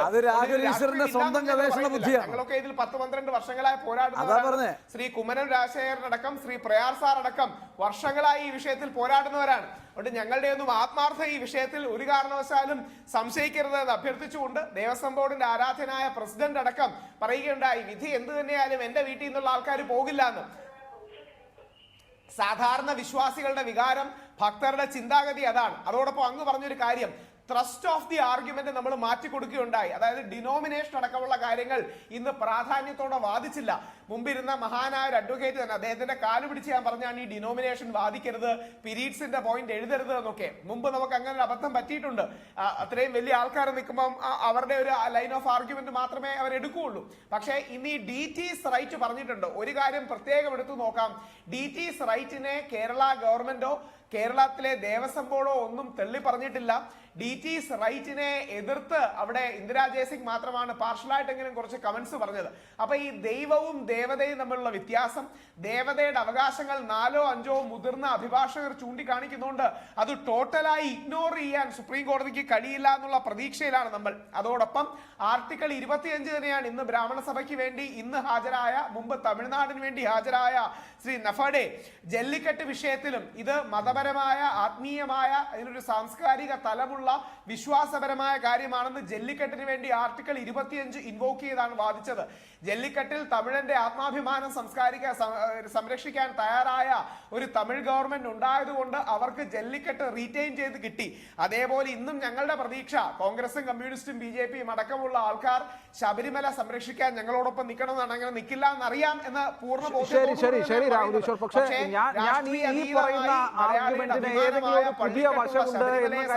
ഇപ്പോൾ താങ്കൾ സൂചിപ്പിച്ച നാഫ്ഡയുടെ മുഖ്യവാദം എന്തായിരുന്നു? Community alone and not supreme court has the authority to change religious practice. മത ആചാരങ്ങൾ മാറ്റാനുള്ള അവകാശം അതായത് കമ്മ്യൂണിറ്റികൾക്കാണ്, അല്ലാതെ സുപ്രീം കോർട്ടിനില്ല. ഇത് KP ശശികല മുതൽ എല്ലാ നേതാക്കളും പ്രസംഗിച്ചുകൊണ്ടിരിക്കുന്ന കാര്യമാണ്. അത് സുപ്രീം കോടതിയിൽ പോയി പറയാൻ ഇത്ര പരിണിതപ്രജ്ഞനായ ഒരു അഭിഭാഷകൻ വേണമോ എന്നുള്ളത് പോലും സംശയമാണ്. CR നീലകണ്ഠൻ, അതുകൊണ്ടാണ് ഞാൻ ചോദിക്കുന്നത്, എന്ത് ഗുണഫലമാണ് ഈ റിവ്യൂ പെറ്റീഷനുകൾ ഉണ്ടാക്കുക എന്ന്? ആകെപ്പാടെ ഈ കോലാഹലങ്ങളൊക്കെ ഏതെങ്കിലുമൊക്കെ തരത്തിൽ സ്വാധീനിച്ചിട്ടുണ്ടോ എന്നുള്ളത് മാത്രമാണ് അറിയാനുള്ളത്. ഞാൻ അങ്ങനെ പറയാനുള്ള ഒരു കാരണം കൂടിയുണ്ട്. ഇന്ദിരാ ജയ്സിംഗ് വളരെ ശക്തമായി കുംഭമാസ പൂജയ്ക്ക് നട തുറക്കുമ്പോൾ അവിടെ വരാൻ ആഗ്രഹിക്കുന്ന സ്ത്രീകളുണ്ട്. ആ സ്ത്രീകൾ ആപ്ലിക്കേഷൻ തന്നിട്ടുണ്ട്. അവർക്ക് ഒരു സുരക്ഷ നൽകുന്ന വിധത്തിലുള്ള ഇടപെടൽ കോടതിയിൽ നിന്നുണ്ടാകണമെന്ന് ആവശ്യപ്പെടുമ്പോൾ കോടതി അത് മൈൻഡ് ചെയ്തിട്ടില്ല. അല്ല, കോടതിക്ക് അത് പ്രത്യേകിച്ച് മൈൻഡ് ചെയ്യേണ്ട കാര്യമല്ലോ. ഈ വിധി ഇപ്പം നിലനിൽക്കുകയാണെങ്കിൽ പിന്നെ ആ ചോദ്യത്തിന് തന്നെ അർത്ഥമില്ല. കുംഭമാസത്തിൽ ഏത് സ്ത്രീക്കും പോകാലോ. അല്ല, അവർക്ക് സുരക്ഷ നൽകുന്നതിനെ കുറിച്ചാണ്. ഈ മോബ് ഇവരെ ആക്രമിക്കില്ല എന്നുള്ളതിനൊരു സംവിധാനം വേണമെന്നാണ് ഇന്ദിരാ ജയ്സിംഗ് പറഞ്ഞത്. അത് രണ്ടാമത്തെ വിഷയമാണ്. കാരണം ഇവിടെ കേസിലെ റിവ്യൂവിൽ ആ വിഷയമല്ല പ്രധാനം. അത് മറ്റേ ഇവരുടെ ഭാഗത്ത് നിന്ന് വന്നിട്ടുള്ള, ബിന്ദുവിന്റെ ഭാഗത്ത് നിന്ന് വന്നിട്ടുള്ള കേസിലുള്ള കാര്യമാണ്. പക്ഷേ ഇതിന്റെ മെയിൻ കേസിനെ അത് ബാധിക്കാനേ പോകുന്നില്ല. കാരണം മെയിൻ കേസിൽ എന്താണ്, ഇപ്പം നേരത്തെ പറഞ്ഞത് തന്നെയാണ്. ഇപ്പോൾ ജല്ലിക്കെട്ടിന്റെ കാര്യം നമ്മൾ ഒരുപാട് ചർച്ച ചെയ്തതാണ്. ഫണ്ടമെന്റൽ റൈറ്റ് ഒന്നും അവിടെ ആരുടെ ഇല്ല. കാളയുടെ ഫണ്ടമെന്റൽ റൈറ്റേ ഉള്ളൂ. അതിന് ഫണ്ടമെന്റൽ റൈറ്റ് ഒന്നും കൊടുത്തിട്ടില്ല. ബാക്കി ആരുടെയും ഫണ്ടമെന്റൽ റൈറ്റ് ഒന്നും അവിടെ വേവ് ചെയ്തിട്ടില്ല. ഇവിടെ അതല്ല. ഇവിടെ ഇപ്പോൾ ആചാരങ്ങളും വിശ്വാസങ്ങളും ഈ ക്ഷേത്രത്തിൽ പോകാൻ പോകുന്ന സ്ത്രീകൾക്കുമുണ്ടല്ലോ അവരുടെ വിശ്വാസവും ആചാരവും. അവരുടെ ഒരു റൈറ്റ് ഉണ്ടല്ലോ. എനിക്ക് പോകാം എന്ന് വിശ്വസിക്കുന്ന ഒരു സ്ത്രീക്ക് അവിടെ പോകാനുള്ള അവകാശം. അങ്ങനെയാണ് ഈ കേസ് വന്നത്. ഞാൻ ഒരു സുപ്രീം കോടതിയുടെ വിധി എങ്ങനെയാവും എന്നൊന്നും നമുക്ക് പറയാൻ പറ്റില്ല. പക്ഷേ എൻ്റെ ഒരു തോന്നൽ, ഞാനങ്ങനെ വരണമെന്നോ വരണ്ടെന്നോ അല്ല പറയുന്നത്, എൻ്റെ ഒരു തോന്നൽ ഇക്കാര്യത്തിൽ ഇവിടെ ഉണ്ടായ ബഹളങ്ങളോ തർക്കങ്ങളോ ഒരിക്കലും കോടതിയെ സ്വാധീനിക്കാൻ വഴിയില്ല. അത് വെച്ചിട്ട് കോടതിയിൽ പോവുകയാണെങ്കിൽ കേസുകൾ എല്ലാ ഫണ്ടമെന്റൽ റൈറ്റിലും വരും എന്ന് പറഞ്ഞാൽ അതുകൊണ്ടാണ്. അങ്ങനെ വരുമ്പോൾ ഇത് വളരെ വ്യത്യസ്തമായ ഒരു കേസ്, ഒരു റിവ്യൂ ആയി വരും. ഇനി അഭിലാഷ് ചോദിച്ച പോയിന്റിലേക്ക് വന്നാൽ അതൊരു ക്രമസമാധാന പ്രശ്നമാണ്. ഇപ്പോൾ സ്റ്റേറ്റിൻ്റെ ഡ്യൂട്ടിയാണ് അത്. ഒരാൾക്ക് അയാളുടെ ഫണ്ടമെന്റൽ റൈറ്റ് ഇൻവോക്ക് ചെയ്യാൻ വേണ്ട പ്രൊട്ടക്ഷൻ കൊടുക്കാൻ സ്റ്റേറ്റിന് ഉത്തരവാദിത്തമുണ്ട്. അതിന് കോടതിയുടെ പ്രത്യേകിച്ച് ഒരു വിധി ആവശ്യമില്ല. എൻ്റെ ഫണ്ടമെന്റൽ റൈറ്റ് വയലേറ്റ് ചെയ്യുന്നു. ഇപ്പോൾ ഒരാൾ ഇപ്പോൾ 226 വെച്ച് ഹൈക്കോടതി പോയിട്ട് ഹൈക്കോടതിയിൽ എന്ത് ചെയ്യുന്നുള്ളതല്ല, എനിക്ക് ഇങ്ങനെ പോകാൻ അവകാശമുണ്ട്, എൻ്റെ ഫണ്ടമെന്റൽ റൈറ്റ് വയലേറ്റ് ചെയ്യുന്നു, അതുകൊണ്ട് DGPയോട് എനിക്ക് പ്രൊട്ടക്ഷൻ തരണം എന്ന് പറഞ്ഞാൽ സാമാന്യഗതിക്ക് ഫണ്ടമെന്റൽ റൈറ്റ് പ്രൊട്ടക്റ്റ് ചെയ്യാൻ ബാധ്യസ്ഥമാണ്. അതിന് സുപ്രീം കോടതിയുടെ ഒരു വിധിയും ആവശ്യമില്ല. ശരി, ശ്രീ പ്രയാർ ഗോപാലകൃഷ്ണൻ, ഈ പുനഃപരിശോധന ഹർജികൾക്ക് വേണ്ടിയുള്ള വാദം മാത്രമല്ല നടന്നത്. ശബരിമല ദർശനം നടത്തിയ യുവതികളുടെ, ദർശനം നടത്താൻ ആഗ്രഹിക്കുന്ന യുവതികളുടെ ഭാഗത്തു നിന്നുള്ള അവരുടെ കേസിൻ്റെ വാദം, ഇതെല്ലാം ഇതിനോടൊപ്പം നടന്നിട്ടുണ്ട്. കൃത്യമായി ഇവിടെ അയിത്താചരണം നടന്നിട്ടുണ്ട് എന്ന് ഇന്ദിരാ ജയ്സിംഗിനെ പോലെയുള്ള ഒരു അഭിഭാഷക ചൂണ്ടിക്കാണിക്കുന്നു. ഭരണഘടനയുടെ ആത്മാവിനാണ് മുറിവേറ്റത് എന്ന് പറയുന്നു. ദളിത് സ്ത്രീയാണ് ബിന്ദു എന്ന് പറഞ്ഞുകൊണ്ട് ഭരണഘടന പ്രോഹിബിറ്റ് ചെയ്യുന്ന തൊട്ടുകൂടായ്മയല്ലേ ഇവിടെ നടന്നത് എന്ന് ചോദിക്കുന്നു. ഇതൊക്കെ കോടതിയുടെ പരിഗണനയിൽ വരാൻ പോവുകയാണ്. ആത്യന്തികമായി ഈ കേസ്, ഈ ക്രിയകളൊക്കെ നടത്തിയ ആളുകൾക്ക് വലിയ ആഘാതം ഉണ്ടാക്കാനുള്ള സാധ്യതയും തള്ളിക്കളയാൻ കഴിയില്ലല്ലോ. ഈ കാര്യത്തിൽ കോടതി എടുക്കുന്ന നിലപാടുകളിൽ സ്വാഭാവികമായി ഗവൺമെന്റിന്റെയും ദേവസ്വം ബോർഡിന്റെയും അഭിപ്രായത്തെ അവർ പ്രത്യേകം മാനിക്കുക. ഈ ദേവസ്വം ബോർഡിനും ഗവൺമെന്റിനും അതീതമായി ഇവിടെ ഒരു വലിയ വിശ്വാസി സമൂഹമുണ്ട്. ആ വിശ്വാസി സമൂഹത്തിൽ ഹൈന്ദവരുടെ ഒരു ഒത്തുകൂടലുണ്ടായില്ലെങ്കിലും ഒരു സമാന വിശ്വാസ സമൂഹം ഇപ്പോൾ ഉണർന്നിരിക്കുന്നു. അത് ചെയ്തതാണ് ശ്രീ പിണറായി വിജയൻ ചെയ്ത ഏറ്റവും മഹത്വമുള്ള കാര്യം എന്ന് പറയുന്നതിൽ മടിയില്ലാത്ത ഒരാളാണ്. പക്ഷെ ഒന്നുണ്ട്, ഇത് മതവിശ്വാസത്തിന്റെ കാര്യമാണ്. ഇത് നാളെ ഇസ്ലാം മതത്തെയും മറ്റന്നാൾ ക്രൈസ്തവ മതത്തെയും ബാധിക്കും. ശബരിമലയുടെ ആചാര സംരക്ഷണാർത്ഥം നടത്തിയിട്ടുള്ള ജനവികാരം നാളെ ഹൈന്ദവന്റെയും ഇസ്ലാമിന്റെയും ക്രൈസ്തവന്റെയും വികാരമാക്കി മാറ്റും എന്ന കാര്യത്തിൽ തർക്കമില്ല. അപ്പോൾ സ്വാഭാവികമായി നിയമവ്യവസ്ഥയിൽ മാറ്റമുണ്ടാകുമല്ലോ. നിയമവ്യവസ്ഥയിൽ മാറ്റമുണ്ടാകുന്ന ഒരു കാലം പ്രതീക്ഷിക്കുകയാണ് ഞങ്ങളൊക്കെ. ശരി, അവിടെയാണ് ശ്രീ NC മോഹനൻ. നോക്കൂ, ഈ സുപ്രീം കോടതി ഇഴകീരി പരിശോധിച്ച് ഇനി എന്ത് കണ്ടെത്തും എന്ത് കണ്ടെത്തുന്നില്ല എന്നുള്ളതല്ല, ഇതിൻ്റെ നിയമവശം എന്ത് എന്നുള്ളതല്ല. ശ്രീ പ്രയാർ പറയുന്ന വാക്കുകൾ താങ്കൾ വിശ്വസിച്ചോളൂ. കുറേ കാലമായി, വർഷങ്ങളായി ഹിന്ദുക്കളെ ഉണർത്താൻ നോക്കിയിട്ട് നടന്നില്ല. അത് പക്ഷേ ഇപ്പോൾ ഈ ഒരു വിധി കൊണ്ടും അത് നടപ്പാക്കിയ രീതി കൊണ്ടും സംഭവിച്ചിരിക്കുന്നു എന്നാണ് അദ്ദേഹം പറഞ്ഞതിൻ്റെ ഞാൻ മനസ്സിലാക്കുന്ന ഒരു. അത് ബഹുമാന്യനായ പ്രയാർ ഗോപാലകൃഷ്ണൻ ഈ സുപ്രീം കോടതി വിധി വന്ന് അതിനെതിരായി തെരുവുകളിൽ കലാപം കെട്ടഴിച്ചു വിട്ട എല്ലാ കാലയളവിലും ഇതേ പ്രസ്താവനകൾ ആവർത്തിച്ച് നടത്തിക്കൊണ്ടിരിക്കുന്നതാണ്. അദ്ദേഹത്തിന് അതേ പറയാനാവുള്ളൂ. പക്ഷേ ഇവിടെ ഈ സുപ്രീം കോടതി വിധി നടപ്പിലാക്കണമെന്ന നിലപാടെടുത്ത കേരളത്തിലെ ഗവൺമെൻറ്റിനെതിരായി നാനാവിധത്തിലുള്ള സമരരൂപങ്ങളെല്ലാം പ്രയാർ ഗോപാലകൃഷ്ണൻ്റെ കോൺഗ്രസ് പാർട്ടിയും ആസൂത്രണം ചെയ്ത് നടപ്പിലാക്കി നോക്കി. അതിനേക്കാളൊക്കെ ശക്തമായി RSSും BJPയും സംഘപരിവാറും പിന്നെ ശ്രീ രാഹുൽ ഈശ്വറിൻ്റെ അയ്യപ്പ ധർമ്മസേനയും ഉൾപ്പെടെ എല്ലാവരും ചേർന്ന് നടത്തി നോക്കിയില്ലേ? ആ സമരത്തിൻ്റെ ഒപ്പം അണിനിരക്കാൻ കേരളത്തിൽ ഇവർ ഈ അവകാശപ്പെടുന്ന വിശ്വാസി സമൂഹത്തിൻ്റെ എത്ര ശതമാനം പേരെ കിട്ടിയ അഭിലാഷേ? അവസാനം സെക്രട്ടേറിയറ്റ് നടയിലെ സമരപന്തലിൽ നിന്ന് ആ സമരം എങ്ങനെയാണ് അവസാനിപ്പിച്ച് എഴുന്നേറ്റ് പോയതെന്ന് ഈ കേരളീയ സമൂഹം കണ്ടതാണ്. കേരളത്തിൻ്റെ സമീപകാല ചരിത്രത്തിൽ എവിടെയെങ്കിലും ഇതുപോലെ ഒറ്റപ്പെട്ടു പോയ അപഹാസ്യമാക്കപ്പെട്ട ഒരു സമരം ഉണ്ടായിരുന്നോ? കോൺഗ്രസ് ഇതുകൊണ്ട് എന്ത് നേടി? കോൺഗ്രസിൻ്റെ പ്രധാനപ്പെട്ട നേതാക്കളെയും അണികളെയും ഒക്കെ BJPയുടെ സമരപന്തലിലേക്ക് വിട്ടുകൊടുത്തു. അവരെയെല്ലാം BJPക്കാരായി മാറ്റി തീർക്കാൻ പറ്റിയെന്നുള്ളതല്ലാതെ ഇവിടെ നടന്ന ഈ സമരത്തിൻ്റെ ബാലൻസ് ഷീറ്റ് പരിശോധിച്ചാൽ കോൺഗ്രസിനും BJPക്കും നഷ്ടമേ ഉണ്ടായിട്ടുള്ളൂ. മാത്രവുമല്ല, ഈ സമരം രാഷ്ട്രീയമായ ഗൂഢതാൽപര്യത്തിൻ്റെ പേരിൽ കെട്ടിപ്പടുക്കപ്പെട്ട സമരമാണെന്ന് വിശ്വാസി സമൂഹത്തിലെ മഹാഭൂരിപക്ഷം പേരും തിരിച്ചറിഞ്ഞു ഈ കാലയളവിൽ. അതുകൊണ്ടാണ് ആ സമരത്തിൻ്റെ പോകാൻ ആരെയും കിട്ടാതിരുന്നതും. ഇടതുപക്ഷ ജനാധിപത്യ മുന്നണിയുടെ ഗവൺമെന്റ് ഇക്കാര്യത്തിലെടുത്ത സുവ്യക്തമായ നിലപാടിനെ വിശ്വാസി സമൂഹത്തിലെ മഹാഭൂരിപക്ഷം പേരും അംഗീകരിച്ചു. അതാണ് യാഥാർത്ഥ്യം. അല്ല, അതൊക്കെ എന്താണ് എന്നുള്ളത് കാലം തെളിയിക്കട്ടെ. അങ്ങോട്ടും ഇങ്ങോട്ടും അവകാശവാദങ്ങൾ ഉന്നയിക്കാനുള്ള അവകാശം വിവിധ രാഷ്ട്രീയ കക്ഷികൾക്കുണ്ട്. എന്താണ് സംഭവിച്ചത് എന്നുള്ളത് കാലം തെളിയിക്കട്ടെ. ശ്രീ രാഹുൽ ഈശ്വർ, ഇന്നിപ്പോൾ ജയ്ദീപ് ഗുപ്ത സർക്കാരിന് വേണ്ടി ഉന്നയിച്ച കാര്യങ്ങളുടെ ക്രക്സ്, ഒരു കസ്റ്റം ഒരു തരത്തിലും ഒരു വ്യക്തിയുടെ മൗലികാവകാശത്തെ ലംഘിക്കുന്നതാവരുത്. അതാണ് ഭരണഘടനാ പ്രിൻസിപ്പിൾ എന്നുള്ളതാണ്. യഥാർത്ഥത്തിൽ അത് തന്നെയായിരുന്നു ഭരണഘടനാ ബെഞ്ചിൻ്റെ 4 അംഗ ഭൂരിപക്ഷ വിധിയുടെ ക്രക്സ്. 2 പേർ വ്യത്യസ്തം എന്ന് പറയുമ്പോൾ ഒരേ കണ്ടന്റുള്ള എന്നാൽ വ്യത്യസ്ത വ്യാഖ്യാനങ്ങളുള്ള വിധിയാണ് എഴുതിയത്. എന്നാലും അതിൻ്റെ ഒരു പൊതു സ്വഭാവം എന്ന് പറയുന്നത് ഈ കാര്യമായിരുന്നു. അത് തന്നെയാണ് സർക്കാർ അതിൻ്റെ ഒരു പ്രാഥമിക വാദമായി മുന്നോട്ട് വയ്ക്കാൻ കഴിയുന്നതും. ആ പ്രാഥമിക വാദത്തെ പരാജയപ്പെടുത്തുക എന്നുള്ളത് വേണമല്ലോ ഇതിൽ ഒരു പുനഃപരിശോധന സാധ്യമാവുകയും ആ പുനഃപരിശോധന നിങ്ങൾക്ക് അനുകൂലമാവുകയും ചെയ്യണമെങ്കിൽ വേണ്ടത്.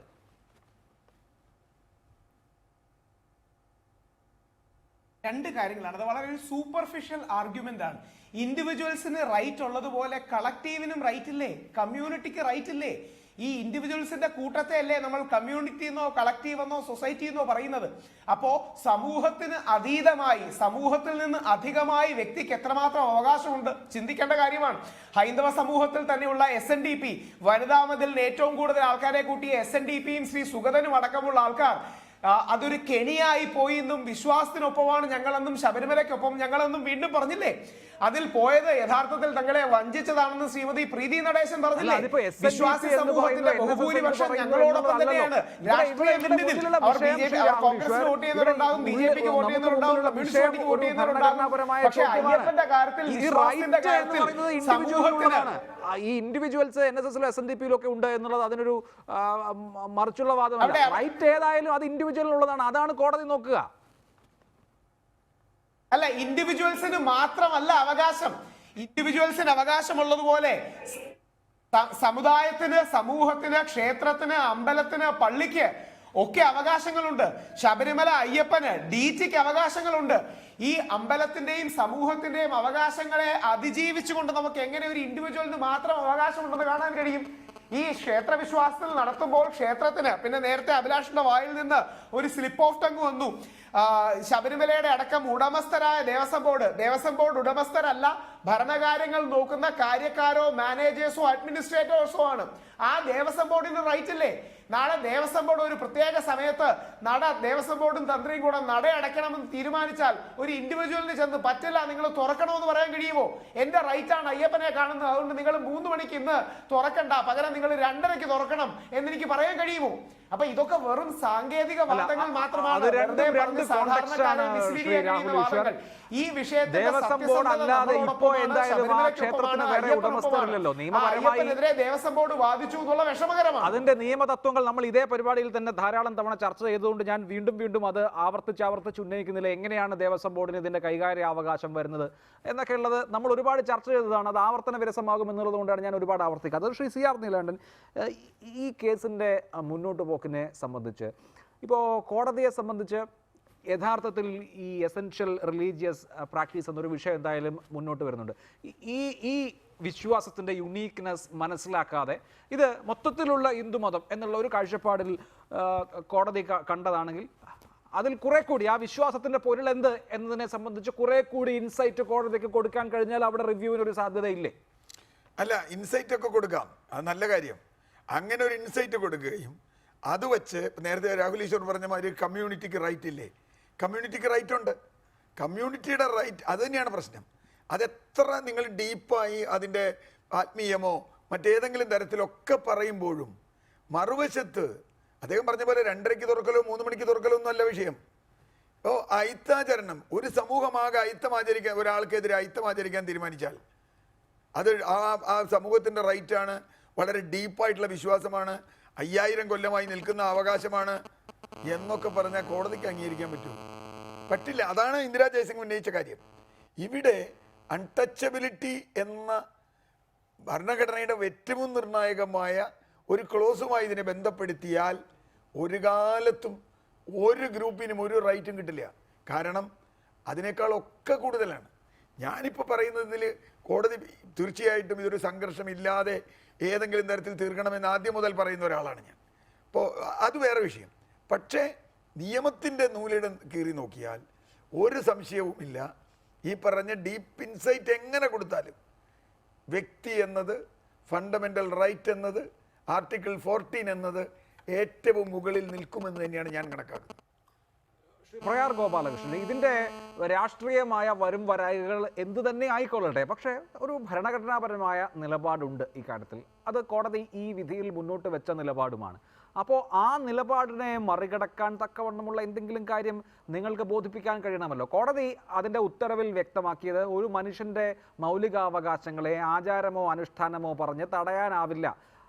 ഈ പറയുന്ന ആചാരാനുഷ്ഠാനങ്ങളും ഒരു കോൺസ്റ്റിറ്റ്യൂഷണൽ സ്ക്രൂട്ടിനിക്ക് വിധേയമാണ് എന്നുള്ളതാണ്. അപ്പോൾ ഈ പറയുന്ന എസെൻഷ്യൽ റിലീജിയസ് പ്രാക്ടീസോ അതല്ലെങ്കിൽ അയ്യപ്പ ഭക്തർ പ്രത്യേക വിഭാഗമാണെന്ന് പറയുന്നതോ ഇതൊന്നും ഈ പറഞ്ഞ ഈ ഭരണഘടനാ കാഴ്ചപ്പാടിനെ മറികടക്കാൻ പര്യാപ്തമാവുന്നതല്ലല്ലോ. അല്ല, ഈ ഭരണഘടനയിൽ സ്വാഭാവികമായി എഴുതി വെച്ചിട്ടുള്ള മത വിഭാഗത്തിന് പരിരക്ഷ നൽകുന്ന നിയമമുണ്ടാക്കുവാൻ വ്യവസ്ഥയുണ്ട്.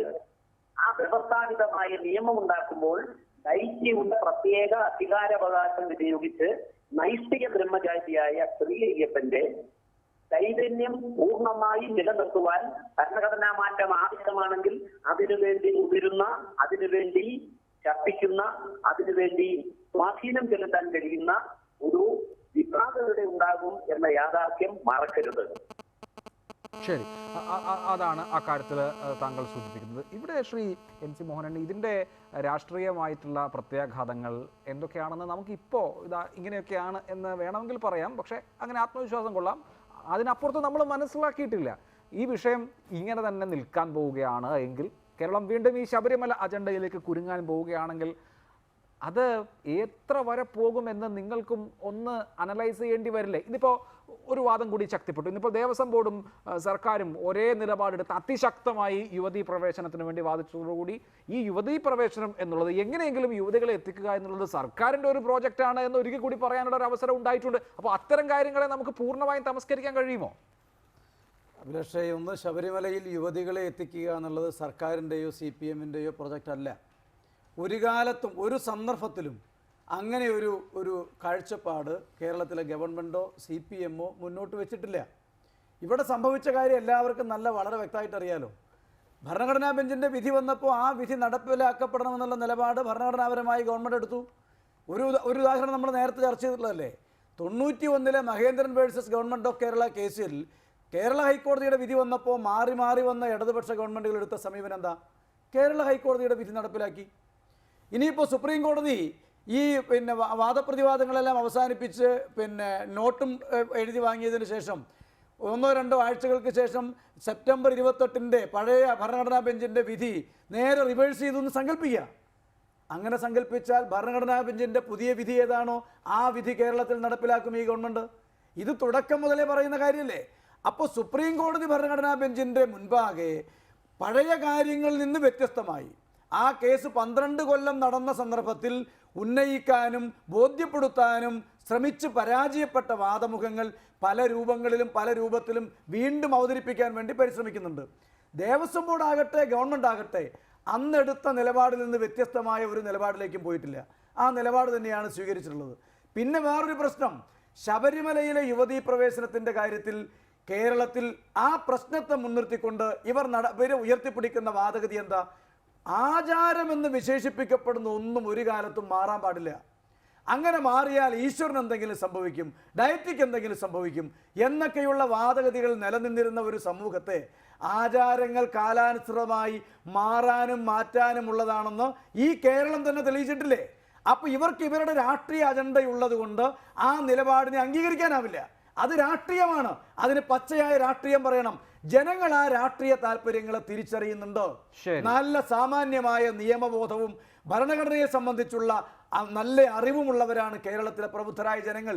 തുടക്കത്തിൽ കുറേ ആളുകളെയൊക്കെ തെറ്റിദ്ധരിപ്പിക്കാനും പ്രകോപിപ്പിക്കാനും ഒക്കെ ഇവർക്കൊക്കെ കഴിഞ്ഞു എന്നുള്ളത് ശരിയാണെങ്കിൽ ആ ജനങ്ങളൊക്കെ ഇതിൻ്റെ സാമൂഹ്യമായ യാഥാർത്ഥ്യത്തെ, നിയമപരമായ യാഥാർത്ഥ്യത്തെ തിരിച്ചറിഞ്ഞപ്പോൾ അവരതിൽ നിന്ന്, ആ പാതയിൽ നിന്നെല്ലാം പോയി ശരിയായ നിലപാടിലേക്ക് എത്തിച്ചേർന്നു. ഇത് പ്രയാർ ഗോപാലകൃഷ്ണനും രാഹുൽ ഈശ്വരനും മാത്രം എത്ര നമ്മളൊക്കെ ചർച്ച നടത്തിയാലും സുപ്രീം കോടതി എന്തു പറഞ്ഞാലും അവർക്കിത് ബോധ്യം വരില്ല. ഒറ്റ വാചകം കൂടി പറഞ്ഞാൽ അവസാനിപ്പിക്കാം.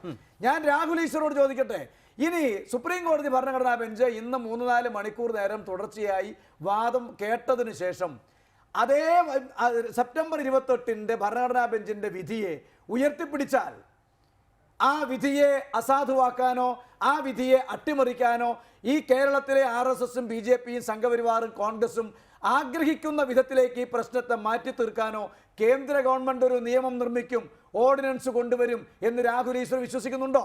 ശരി, അതിനനുകൂലമായ ഒരു നിലപാട് ഇതുവരെ കേന്ദ്ര ഗവൺമെന്റിൽ വന്നിട്ടില്ല എന്നുള്ള കാര്യം വ്യക്തമല്ലേ? ശരി, ആവട്ടെ. ശ്രീ രാഹുൽ ഈശ്വർ, ഒന്ന്, ഈ യുവതികൾ ശബരിമലയിൽ കയറുന്നതിന് മുൻപ് താങ്കൾ നിരന്തരം വാദിച്ചുകൊണ്ടിരുന്ന ഒരു കാര്യം, നമ്മൾ ഒരു യുവതി പോലും കയറാതെ നോക്കണം, ഇല്ലെങ്കിൽ ഇൻഫ്രക്ചേഴ്സ് ആവും, പിന്നെ കേസ് നടത്തിയിട്ട് ഒരു കാര്യവുമില്ല എന്നുള്ളതാണ്. 2 യുവതികൾ കയറിയെന്ന് മാത്രമല്ല, ആ കയറിയ 2 യുവതികളുടെ ഹർജികൾ ഇന്ന് കോടതി പരിഗണിക്കുകയും ചെയ്തു. അവർക്ക് വേണ്ടി ഇന്ദിരാ ജയ്സിംഗ് വാദിക്കുകയും ചെയ്തു. യുവതീ പ്രവേശനം എന്നുള്ളത് നടന്നു കഴിഞ്ഞ ഒന്നാണ്.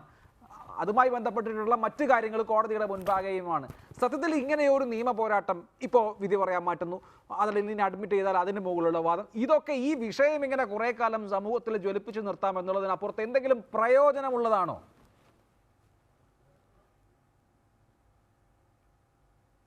രണ്ട് കാര്യങ്ങൾ. ഇത് ഒരു ജനതയുടെ സംസ്കാരത്തിന്റെ, ചരിത്രത്തിന്റെ, അവരുടെ ആത്മീയ ബോധ്യത്തിന്റെയും ബോധങ്ങൾ കാര്യമാണ്. മോഹൻ സാറിന്റെ ആ ചോദ്യത്തിന് നന്ദി.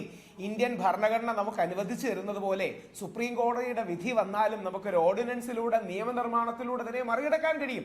അങ്ങനെ ഒരുപാട് കേസുകൾ നമ്മൾ കാണുകയുണ്ടായി. പണ്ട് മിനർവ മിൽ കേസ് അടക്കമുള്ള പല കേസുകളിൽ നിന്നും, അല്ലെങ്കിൽ ആധുനിക കാലത്ത് SC/ST ആക്ട് ഡയലൂട്ട് ചെയ്തപ്പോൾ കമ്മ്യൂണിസ്റ്റുകാരടക്കം അനുകൂലിച്ചുകൊണ്ടാണ് BJPക്കാർ അതിനെതിരെ വന്നത്. സംവരണത്തിന്റെ വിധി 50% മുകളിൽ സംവരണം പോകാൻ പാടില്ല എന്നുള്ള മുമ്പത്തെ വെർഡിക്റ്റ് BJPക്കാര് പാർലമെന്റിൽ ഒരു നിയമം പാസാക്കി, അല്ലെങ്കിൽ ഓർഡിനൻസ് കൊണ്ടുവന്ന് മറികടന്നപ്പോൾ കോൺഗ്രസും കമ്മ്യൂണിസ്റ്റുകാരും അതിനെ അനുകൂലിച്ചതാണ്. ജല്ലിക്കെട്ടിന്റെ വിധി ഇത് തന്നെയാണ്. നേരത്തെ പലരും ജല്ലിക്കെട്ടിൽ കോൺസ്റ്റിറ്റ്യൂഷണൽ റൈറ്റ്സ് ആനിമൽസിന് കൊടുക്കണമെന്ന് പറഞ്ഞു. പക്ഷേ കാളയെ ഓടിക്കുന്നവന്റെ ഒരു അവകാശമുണ്ട്. ആ ഓടിക്കുന്നവന്റെ അവകാശത്തിന് വേണ്ടി തമിഴ്നാട് ഓർഡിനൻസ് ഉണ്ടാക്കി അതിനെ മറികടന്നതാണ്. അതുകൊണ്ട് സുപ്രീം കോടതിയുടെ വിധിയെ മറികടക്കാൻ കഴിയില്ല എന്നുള്ള തെറ്റിദ്ധാരണയാണ്. ഇതിനുവേണ്ടി ആൾക്കാർ പോരാടുന്നത് അവരുടെ ആത്മാവിന്റെ ഭാഗമാണ് ഈ വിശ്വാസം, ജനതയുടെ സംസ്കാരമാണ്. അതുകൊണ്ടാണ് ഞാൻ കാല് പിടിക്കാൻ വരെ തയ്യാറായിരുന്നു എന്ന് NSSന്റെ general secretary Shri Sukumaran Nair sir പറഞ്ഞത് ഓരോ ഭക്തനും വേദനയോടാണ് കേട്ടത്. അദ്ദേഹം ഒരുപക്ഷെ ഞങ്ങൾ എല്ലാ ഭക്തർക്കും വേണ്ടി പറഞ്ഞതാണ്. NSS പോലെ ആരാധ്യമായ ഒരു ഹൈന്ദവ സാമുദായിക സംഘടനയുടെ നേതാവ് ഈ വിഷയം ഒന്ന് നിർത്തിത്തരാമോ, ആരുടെ വേണമെങ്കിലും കാലുപിടിക്കാം, അദ്ദേഹം തന്നെ പറഞ്ഞാണിത്. ഞാൻ ഇന്ന് അദ്ദേഹത്തെക്കാൾ പ്രായം കുറഞ്ഞ കോടിയേരി ബാലകൃഷ്ണൻ സഖാവിനെ വിളിച്ചു പറയുന്നത് ആ മനുഷ്യന്റെ, സുകുമാരൻ നായർ സാറിന്റെ മഹാമനസ്കതയാണ്, നന്മയാണ്. അപ്പോൾ അത്രമാത്രം വിശ്വാസികൾ താഴാൻ തയ്യാറായിരുന്നു. ഞാനടക്കം Shri Vijayaraghavan sir LDF convener അടക്കം അദ്ദേഹത്തിന്റെ കാല് പിടിച്ചില്ലെന്നേ ഉള്ളൂ. കാര്യം ഞങ്ങൾക്ക് ഈ വിഷയത്തിൽ രാഷ്ട്രീയമില്ല. ഞങ്ങൾക്ക് ഈ വിഷയത്തിൽ പോരാടാൻ ഒരു അവസരം തരണം, പോരാടാൻ ഒരു സ്പേസ് തരണം. സർക്കാർ സംവിധാനത്തിലൂടെ ആക്ടിവിസ്റ്റുകളെ അവിടെ അതിക്രമിച്ച് കടത്തരുത്. ഒന്നെങ്കിൽ കോടതി വഴി, അല്ലെങ്കിൽ നിയമനിർമ്മാണം വഴി. ഇതിൽ രാഷ്ട്രീയം കാണാത്ത ആത്മീയതയ്ക്ക് വേണ്ടി പോരാടുന്ന ഹൈന്ദവ സാംസ്കാരിക ആത്മീയ താല്പര്യങ്ങളുള്ളവരാണ്. അതുകൊണ്ടല്ലേ മുസ്ലിം സമൂഹത്തിലെയും ക്രിസ്ത്യൻ സമൂഹത്തിലെയും ബഹുഭൂരിപക്ഷം ആൾക്കാർ ഞങ്ങളെ പിന്തുണച്ചത്, മുസ്ലിം സംഘടനകൾ ഔദ്യോഗികമായി പിന്തുണച്ചത്. MLA PC ജോർജ് സാർ അടക്കം ഒരുപാട് ക്രിസ്ത്യൻ സമൂഹത്തിലെ ആൾക്കാർ പിന്തുണച്ചത്. ഈ വിഷയത്തിൽ ഞങ്ങൾക്ക് ഒരു നീതി ന്യായവുമുണ്ട്. ഒരു നിരീശ്വരവാദ പ്രത്യയശാസ്ത്രം അടിച്ചേൽപ്പിക്കുന്നതിന്റെ ഭാഗമായി ഈ ഈശ്വര വിശ്വാസത്തിന്റെ അടിസ്ഥാനം ദേവതാ സങ്കല്പങ്ങൾ, ക്ഷേത്രം, പള്ളി അല്ലെങ്കിൽ ആരാധന, ശബരിമല പോലെ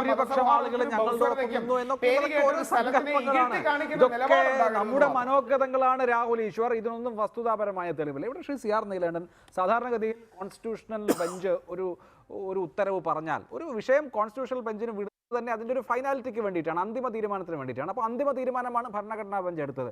അങ്ങനെ ഭരണഘടനാ ബെഞ്ച് എടുത്ത അന്തിമ തീരുമാനത്തിന് മുകളിൽ ഇന്ന് ഇത്രയും നേരം 10:30 മുതൽ 3 മണി വരെ വാദങ്ങൾ നടന്നു എന്നുള്ളത് കോടതിയെ സംബന്ധിച്ച് ഇക്കാര്യത്തിൽ യാതൊരു മാറ്റവും വരുത്തില്ല എന്നുള്ളതിൻ്റെ അങ്ങനെയുള്ള ഒരു മനോഭാവമൊന്നും ഇല്ല എന്നുള്ളതിൻ്റെ തെളിവല്ലേ?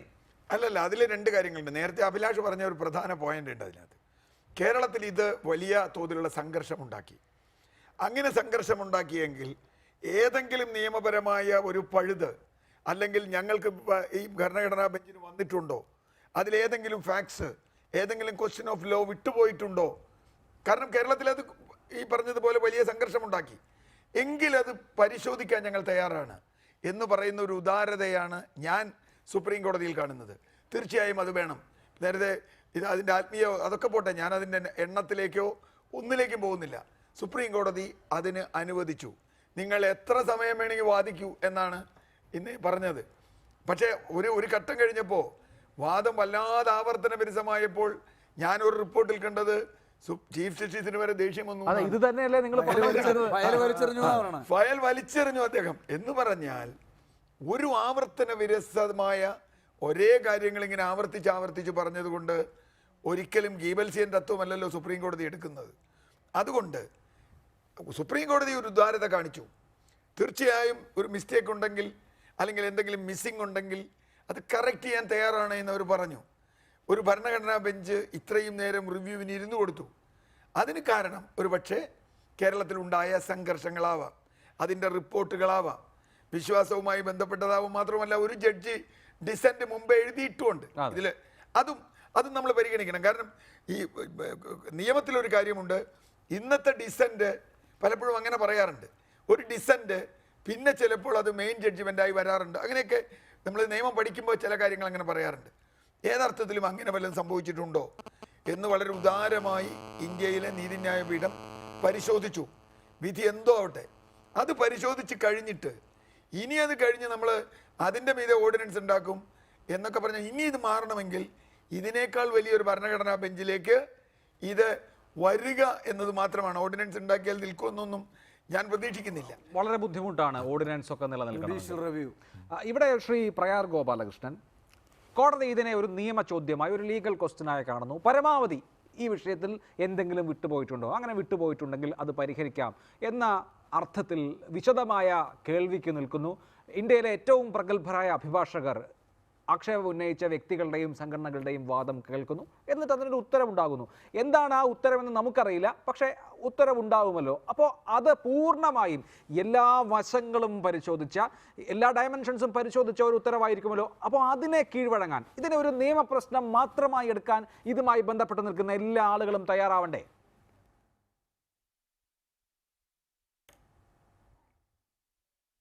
അദ്ദേഹത്തിലേക്ക് വരാം. ശ്രീ രാഹുൽ ഈശ്വർ, ഞാൻ ആ ചോദ്യം താങ്കളോട് ആവർത്തിക്കുകയാണ്. താങ്കൾ ടെലിവിഷൻ ചർച്ചകളിൽ തുടക്കം മുതൽ പറഞ്ഞുകൊണ്ടിരുന്നത് ദീപക് മിശ്ര എന്ന ഒരാളാണ് ഈ പ്രശ്നം മുഴുവൻ ഉണ്ടാക്കിയത്. അദ്ദേഹം കൂടെയുള്ള ജഡ്ജിമാരെ കൂടി സ്വാധീനിച്ചു. ശബരിമലയ്ക്ക് അനുകൂലമായി വിധി പറയാനിരുന്ന ജഡ്ജിമാരെ ഒഴിവാക്കി, അദ്ദേഹത്തിൻ്റെതായ ബെഞ്ച് കോൺസ്റ്റിറ്റ്യൂട്ട് ചെയ്തു. ഇങ്ങനെ 100,000 ആരോപണങ്ങൾ ഉന്നയിച്ചു. ഇപ്പോൾ ദീപക് മിശ്ര എന്ന വ്യക്തി സുപ്രീം കോടതിയിൽ നിന്ന് റിട്ടയറായി. രഞ്ജൻ ഗൊഗോയ് എന്ന പുതിയ ചീഫ് ജസ്റ്റിസ് ആണുള്ളത്. അദ്ദേഹത്തിൻ്റെ നേതൃത്വത്തിലാണ് ഇന്ന് ഹിയറിംഗ് നടന്നത്. അപ്പോൾ ആ ഭരണഘടനാ ബെഞ്ച് ഇതിൻ്റെ എല്ലാ വശങ്ങളും കേൾക്കുകയാണ്. ഞാൻ ആവർത്തിക്കുന്നു, രാജ്യത്തെ ഏറ്റവും പ്രമുഖരായ അഭിഭാഷകർ എല്ലാ നിയമവശങ്ങളും ഇതുമായി ബന്ധപ്പെട്ട് സുപ്രീം കോടതി മുൻപാകെ പെടുത്തുകയാണ്. അത് ഒരു ലീഗൽ ക്വസ്റ്റ്യൻ എന്നുള്ള നിലയിൽ സുപ്രീം കോടതി അനലൈസ് ചെയ്യുകയും ചെയ്യും. അതിനുശേഷമായിരിക്കും ഒരു ഉത്തരവ്. അങ്ങനെ വരുന്ന ഉത്തരവിനെ മുൻവിധികളൊന്നുമില്ലാതെ സ്വീകരിക്കാൻ തയ്യാറുണ്ടോ? ഇതൊരു നിയമപ്രശ്നം എന്നുള്ള നിലയിൽ അംഗീകരിക്കാൻ തയ്യാറുണ്ടോ? അല്ല, രണ്ട് കാര്യങ്ങളാണ്. ഇത് ലീഗൽ മാത്രമല്ല, ഇതൊരു സോഷ്യൽ ആൻഡ് സ്പിരിച്വൽ ഇഷ്യൂ കൂടിയാണ്. അത് നമുക്ക് കാണാതിരിക്കാൻ കഴിയില്ല. രണ്ട്, ഞാൻ മാത്രമല്ല, ജസ്റ്റിസ് കുര്യൻ ജോസഫ് എന്ന് പറയുന്ന അതേ ബെഞ്ചിൽ നിന്ന് വ്യക്തി റിട്ടയർ ചെയ്ത് 2-ാം ദിവസം നേരത്തെ അങ്ങ് പറഞ്ഞ ചില ആരോപണങ്ങൾ ഉന്നയിച്ചാണ്. കേസ് നടന്നുകൊണ്ടിരിക്കുന്ന അവസരമായതുകൊണ്ട്, വീണ്ടും ഞാൻ ആ കേസിൽ കക്ഷി കൂടി ആയതുകൊണ്ട് ഒരുപക്ഷെ ഏതെങ്കിലും കണ്ടംപ്റ്റ് ഓഫ് കോർട്ട് അട്രാക്ട് ചെയ്യുന്ന രീതിയിലോ അല്ലെങ്കിൽ മുൻ ഏതെങ്കിലും ഒരു വ്യക്തിക്കെതിരെ ഒരു ആരോപണമോ അല്ലെങ്കിൽ പരാമർശമോ എന്റെ ഭാഗത്തുനിന്ന് ഉണ്ടാകുന്നില്ല. അത് കോടതിയുടെ കേസിന്റെ ഭാഗമായി ഇപ്പോൾ നിൽക്കുന്ന ഒരു വിഷയം കൂടിയാണ്. അതുകൊണ്ട് അതിലേക്ക് പോകുന്നില്ല. പക്ഷേ എന്നിരുന്നാൽ പോലും സൂചിപ്പിക്കാൻ ആഗ്രഹിക്കുന്നത്, ഞങ്ങൾക്ക് തീർച്ചയായും പ്രതീക്ഷയുണ്ട്. പക്ഷേ ഒരു 5-അംഗ ബെഞ്ചിന്റെ വിധിയൊക്കെ വന്നാൽ അത് സ്വയം തെറ്റാണ് എന്ന് സുപ്രീം കോടതി തിരിച്ചു പറയാൻ തക്ക ഒരു മൊമെന്റം നമുക്ക് ക്രിയേറ്റ് ചെയ്യാൻ കഴിയണം. ഞങ്ങളാൽ കഴിയുന്ന മൊമെന്റത്തിന്റെ പ്രശ്നമോ സുപ്രീം കോടതിയുടെ അഭിമാനത്തിന്റെ പ്രശ്നമോ ഒന്നുമല്ല. ഇത് അവിടെ ഏത് തരത്തിലുള്ള നിയമതത്വങ്ങളാണ് പ്രസക്തം എന്നതിന്റെ അടിസ്ഥാനത്തിലുള്ള പ്രശ്നമാണ്. രാഹുൽ ഈശ്വറിന്റെ മുൻവിധി എന്തായാലും ഇനി പ്രസക്തമല്ലല്ലോ. ജസ്റ്റിസ് ദീപക് മിശ്ര ഈ ബെഞ്ചിലില്ല. ജസ്റ്റിസ് രഞ്ജൻ ഗൊഗോയാണ് ഈ ബെഞ്ചിനെ നയിക്കുന്നത്. ആ ബെഞ്ചിന്റെ ഉത്തരവ് എന്താണെന്ന് എനിക്കിപ്പോ പ്രവചിക്കാൻ യാതൊരു വഴിയുമില്ല. പക്ഷേ എന്തായാലും അത് കൃത്യമായി നിയമതത്വങ്ങളിൽ ഊന്നിയുള്ളതായിരിക്കുമല്ലോ. അതിനെ അംഗീകരിക്കാൻ തയ്യാറുണ്ടോ എന്നുള്ളതാണ് എന്റെ ചോദ്യം. അല്ലല്ല, നമ്മളെല്ലാം അംഗീകരിച്ചല്ലേ പറ്റൂ. അതേപോലെ നമ്മുടെ രാജ്യത്തിലെ സുപ്രീം കോടതി അംഗീകരിക്കുന്ന ഭരണഘടന അംഗീകരിക്കുന്ന രീതിയാണ് ഓർഡിനൻസും. ഭരണഘടന അംഗീകരിക്കുന്ന രീതിയാണ് നിയമനിർമ്മാണവും. ഒരു വിഷയം വന്നാൽ അതിനെ മറികടക്കാൻ നിയമനിർമ്മാണം നമ്മുടെ ഭരണഘടന അനുവദിച്ചിരുന്ന ഒരു കാര്യമാണ്.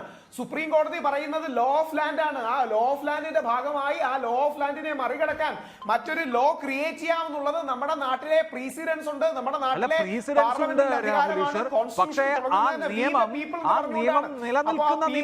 കളക്ടീവ് വില്ലായിട്ട് ഞങ്ങൾക്ക് ഇത് ഉയർത്താൻ കഴിഞ്ഞാൽ തീർച്ചയായും ബിജെപി കോൺഗ്രസും അനുകൂലമായി നിന്നാൽ നമുക്കൊരു നിയമത്തിനും ഒരു ലീഗൽ സ്ക്രൂട്ടിനി സാധ്യമാണ്. നിയമം നിർമ്മിക്കാനുള്ള അവകാശമുണ്ട്, ഞാൻ ഇല്ല എന്ന് പറയുന്നില്ല. പക്ഷേ അങ്ങനെ നിർമ്മിക്കുന്ന നിയമം കോൺസ്റ്റിറ്റ്യൂഷണലി സൗണ്ട് ആകണം. അങ്ങനെയാണെങ്കിൽ അത് നിലനിൽക്കൂ. അതൊരു ലീഗൽ സ്ക്രൂട്ടിനിക്ക് വിധേയമാണ്. അതല്ലാതെ വെറുതെ എന്നാ പിന്നെ നമുക്ക് അപ്പം ചുടുന്നത് പോലെ 4-5 നിയമം ഉണ്ടാക്കി നടക്കില്ല. തീർച്ചയായും ആ രീതിയിൽ നിയമത്തിന്റെ പ്രിമൈസുകൾ സെറ്റ് ചെയ്ത് അതിന്റെ അടിസ്ഥാനങ്ങൾ സൂചിപ്പിച്ച് ആ അടിസ്ഥാനങ്ങൾ ഡീറ്റീസ് റൈറ്റിനെ ഹൈലൈറ്റ് ചെയ്ത് നിയമമുണ്ടാക്കാൻ നമുക്ക് സാധ്യമാണ് എന്നുള്ള പല ചരിത്ര സംഭവങ്ങളും നമുക്ക് മുമ്പിലുണ്ട്. ആ രീതിയിൽ അത് ചെയ്തെടുക്കാൻ തീർച്ചയായും കഴിയും. കേശവാനന്ദ ഭാരതി അടക്കമുള്ള പല കേസുകളിലും കോൺസ്റ്റിറ്റ്യൂഷന്റെ ബേസിക് സ്ട്രക്ചറിന്റെ ഭാഗമായി തന്നെ ഇക്വാലിറ്റി മാത്രമല്ല വിശ്വാസവും ഒരുപാട് ബാക്കി പരിപ്രേക്ഷ്യങ്ങളുണ്ട്. ബേസിക് സ്ട്രക്ചർ ഇപ്പോഴും വെൽ ഡിഫൈൻഡ് അല്ല. അതുകൊണ്ട് അതിന്റെ ഭാഗം ആർട്ടിക്കിൾ 25 റൈറ്റ് ടു ഫെയ്ത്തും അതിന്റെ ഭാഗമാണ്. ആർട്ടിക്കിൾ 14 25 തമ്മിലുള്ള ഒരു ബാലൻസ് മെയിൻറ്റെയിൻ ചെയ്യണമെന്നും ഡീറ്റീസ് റൈറ്റിന് പ്രാധാന്യം കൊടുക്കണമെന്നുമാണ് ഞങ്ങൾ ശക്തമായി വാദിക്കാൻ പോകുന്നത്. ആ വാദഗതി വിജയിക്കാൻ സാധ്യതയുണ്ട്. കോൺഗ്രസിന്റെ KC വേണുഗോപാൽ, സോണിയാഗാന്ധി മാഡം അടക്കം ഇരിക്കുന്ന അവസരത്തിൽ നിയമനിർമ്മാണം വേണമെന്ന് പാർലമെന്റിൽ തന്നെ പറഞ്ഞതാണ്. അപ്പൊ അത്തരം കാര്യങ്ങൾ ഞങ്ങൾക്ക് പ്രതീക്ഷ തരുന്നുണ്ട്. ആ പ്രതീക്ഷ നോക്കുകയാണ് നരേന്ദ്രമോദി ഗവൺമെന്റ്. കോൺഗ്രസിന്റെ കൂടി ഇതോടുകൂടി ചെയ്തെടുക്കാൻ കഴിയുമെങ്കിൽ പ്രൈവറ്റ് മെമ്പർ ബില്ലിന്റെ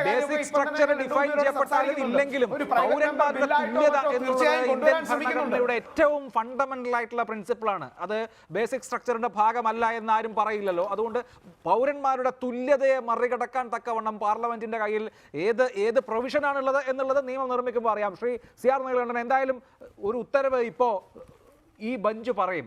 അതിനുശേഷവും ഈ തരത്തിലുള്ള രാഹുൽ ഈശ്വർ വിശ്വസിക്കുന്നത് പോലെയുള്ള ഓർഡിനൻസ്, നിയമനിർമ്മാണം തുടങ്ങിയ വഴികളുണ്ട്. അതിന്റെ സാധ്യത താങ്കളുടെ കാഴ്ചപ്പാടിൽ എത്രമാത്രം? വളരെ വളരെ പരിമിതമാണ് എന്നാണ് എൻ്റെ അറിവ്. കാരണം സുപ്രീം കോടതിയുടെ ഭരണഘടനാ ബെഞ്ചിന്റെ വിധിയെ സർക്കംവെന്റ് ചെയ്യുന്ന തരത്തിൽ നമുക്കറിയാലോ, കോടതി വിധികളെ മറികടക്കാൻ വേണ്ടി ഈ ഗവൺമെന്റ്, ഇപ്പോൾ അധികാരത്തിലിരിക്കുന്ന ഇടതുപക്ഷ ഗവൺമെന്റ് തന്നെ പലതും, ഇപ്പം നമുക്കറിയാം കരുണ മെഡിക്കൽ കോളേജിന്റെ ഒക്കെ കേസ് വന്നിട്ട് അതിന് നിയമം ഉണ്ടാക്കാൻ കേരളത്തിലെ അസംബ്ലി മുഴുവൻ ചേർന്ന് നിയമം ഉണ്ടാക്കിയിട്ട് നിയമം എടുത്ത് തോട്ടിലെറിഞ്ഞു. അതിന് വേറൊന്നുമല്ല, അവിടെ കോടതി വിധി മറികടക്കാൻ നിങ്ങൾ നിയമമുണ്ടാക്കി എന്നത് തന്നെ ജുഡീഷ്യൽ റിവ്യൂവിൽ വരുമ്പോൾ ഒരു പ്രശ്നമുണ്ട്. മാത്രവുമല്ല, ഈ പറഞ്ഞതുപോലെ ഭരണഘടനയുടെ 14 25 തമ്മിൽ താരതമ്യം ചെയ്തുകൊണ്ട് അങ്ങനെ 25 14 മേൽ ആധിപത്യം വരുന്ന തരത്തിലൊരു നിയമം ഉണ്ടാക്കിയാൽ വീണ്ടും ഒരു ഭരണഘടനാ ബെഞ്ചിനല്ലേ അത് പരിശോധിക്കാൻ പറ്റൂ. ഇനി പ്രാക്ടിക്കലായ ഒരു പ്രശ്നവുമുണ്ട്. ഇനിയിപ്പോൾ നമ്മുടെ പാർലമെന്റ് എന്ന് പറഞ്ഞാൽ കുറച്ച് ദിവസമേ ഉള്ളൂ. ഈ 14 20 ദിവസത്തിനകത്ത് ഇനി ഒരു നിയമം ഉണ്ടാവില്ല. ഇലക്ഷൻ പ്രഖ്യാപിക്കാൻ പോവുകയാണ്. ഇലക്ഷൻ പ്രഖ്യാപിച്ച ഒരു 3 മാസത്തേക്ക് ഒരു നിയമവും ഉണ്ടാവില്ല. അപ്പോൾ പ്രശ്നം 2019 തെരഞ്ഞെടുപ്പിൽ ഈ വിഷയം ചർച്ച ചെയ്യാതിരുന്നാൽ മതി. നമുക്ക് പുതിയ പാർലമെന്റ് വന്നിട്ടുണ്ടാകട്ടെ. പക്ഷെ അങ്ങനെയല്ല സംഭവിക്കുക. എൻ്റെ വിഷമം ഇത് ആരുടെ ഭാഗത്തു നിന്നായാലും ഇതൊരു ചർച്ചയാക്കി കൊണ്ടുവന്ന് തെരഞ്ഞെടുപ്പിനെ അരാഷ്ട്രീയമാക്കി വർഗീയമാക്കി മാറ്റുന്നതിനെ എതിർക്കുന്നു എന്നുള്ളതാണ് എൻ്റെ പ്രശ്നം. ഇപ്പോൾ അടിയന്തരം ശരി, പുതിയ ബില്ലുണ്ടാവോ ഉണ്ടാവാതിരിക്കുകയൊക്കെ അടുത്ത പാർലമെന്റ്. ശരി, അവിടേക്ക് പോകുമ്പോൾ ശ്രീ എൻ സി മോഹനൻ, ഞാൻ നേരത്തെ പറഞ്ഞ പ്രശ്നം അവിടെ നിൽക്കുന്നു. ഞാൻ ഇതിന്റെ നിയമവശങ്ങളെ കുറിച്ചല്ല, ഇനി ഇതിന്റെ രാഷ്ട്രീയ വശങ്ങളെ കുറിച്ചാണ് സംസാരിക്കുന്നത്. തെരഞ്ഞെടുപ്പിലേക്ക് പോകുമ്പോൾ സർക്കാരും ദേവസ്വം ബോർഡും എന്താണ് സുപ്രീം കോടതിയിൽ എടുത്തിട്ടുള്ള നിലപാട് എന്നുള്ളത് പരാമർശ വിഷയമാകുമല്ലോ. അവിടെ സർക്കാർ ഒരു തുല്യത പാലിക്കുന്നില്ല. അതല്ലെങ്കിൽ ഞങ്ങൾക്ക് ഇക്കാര്യത്തിൽ കോടതി എന്തെങ്കിലും പറയട്ടെ, ഞങ്ങളത് നടപ്പാക്കാം എന്നുള്ള നിലയിൽ നിന്ന് സർക്കാർ വളരെ അഗ്രസീവായി ഇത് നടപ്പാക്കിയേ തീരൂ, ഇത് ഭരണഘടനാ പ്രിൻസിപ്പിളാണ് എന്ന് വളരെ ശക്തമായി വാദിക്കുമ്പോൾ നിങ്ങളുടെ എതിരാളികൾക്ക് ഈ സർക്കാരിന് യുവതികളെ കയറ്റണം എന്ന് നിർബന്ധ ബുദ്ധി ഉണ്ട് എന്ന് പറയുക തന്നെ ചെയ്യും. അക്കാര്യത്തിൽ ഒരു സംശയവുമില്ല. അഭിലാഷ്, ഇപ്പോൾ ഈ പ്രശ്നത്തിൽ ഈ കലാപത്തിൻ്റെയും സമരത്തിൻ്റെ ഒക്കെ നിലപാട് സ്വീകരിച്ച വിവിധ സംഘടനകളുടെ തുടക്കത്തിലുള്ള നിലപാടുകൾ പരിശോധിച്ചോളൂ. സുപ്രീം കോടതി ഭരണഘടനാ ബെഞ്ചിൻ്റെ വിധിയെ സ്വാഗതം ചെയ്തവരല്ലേ ഭൂരിപക്ഷം പേരും.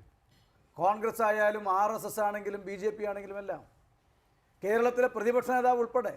ഇപ്പോൾ രാഹുൽ ഈശ്വർ എപ്പോഴും സംസാരിക്കുമ്പോൾ കുറേ തലമുതിർന്ന നേതാക്കളുടെ ലിസ്റ്റ് ഇങ്ങനെ പറയും.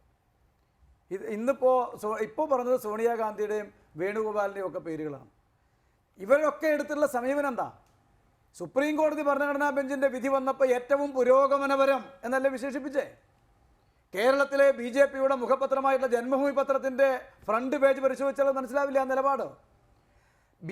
RSSൻ്റെ അഖിലേന്ത്യാ ബൗദ്ധിക് പ്രമുഖായിരുന്ന ശ്രീ R ഹരിയുടെ പുസ്തകം മാറ്റുവിൻ ചട്ടങ്ങളെ അത് വായിച്ചാൽ വളരെ കൃത്യമായി ആ നിലപാട് എന്തായിരുന്നു മനസ്സിലാവില്ലേ? അപ്പോൾ ഇതെല്ലാമാണ് നിലപാട്.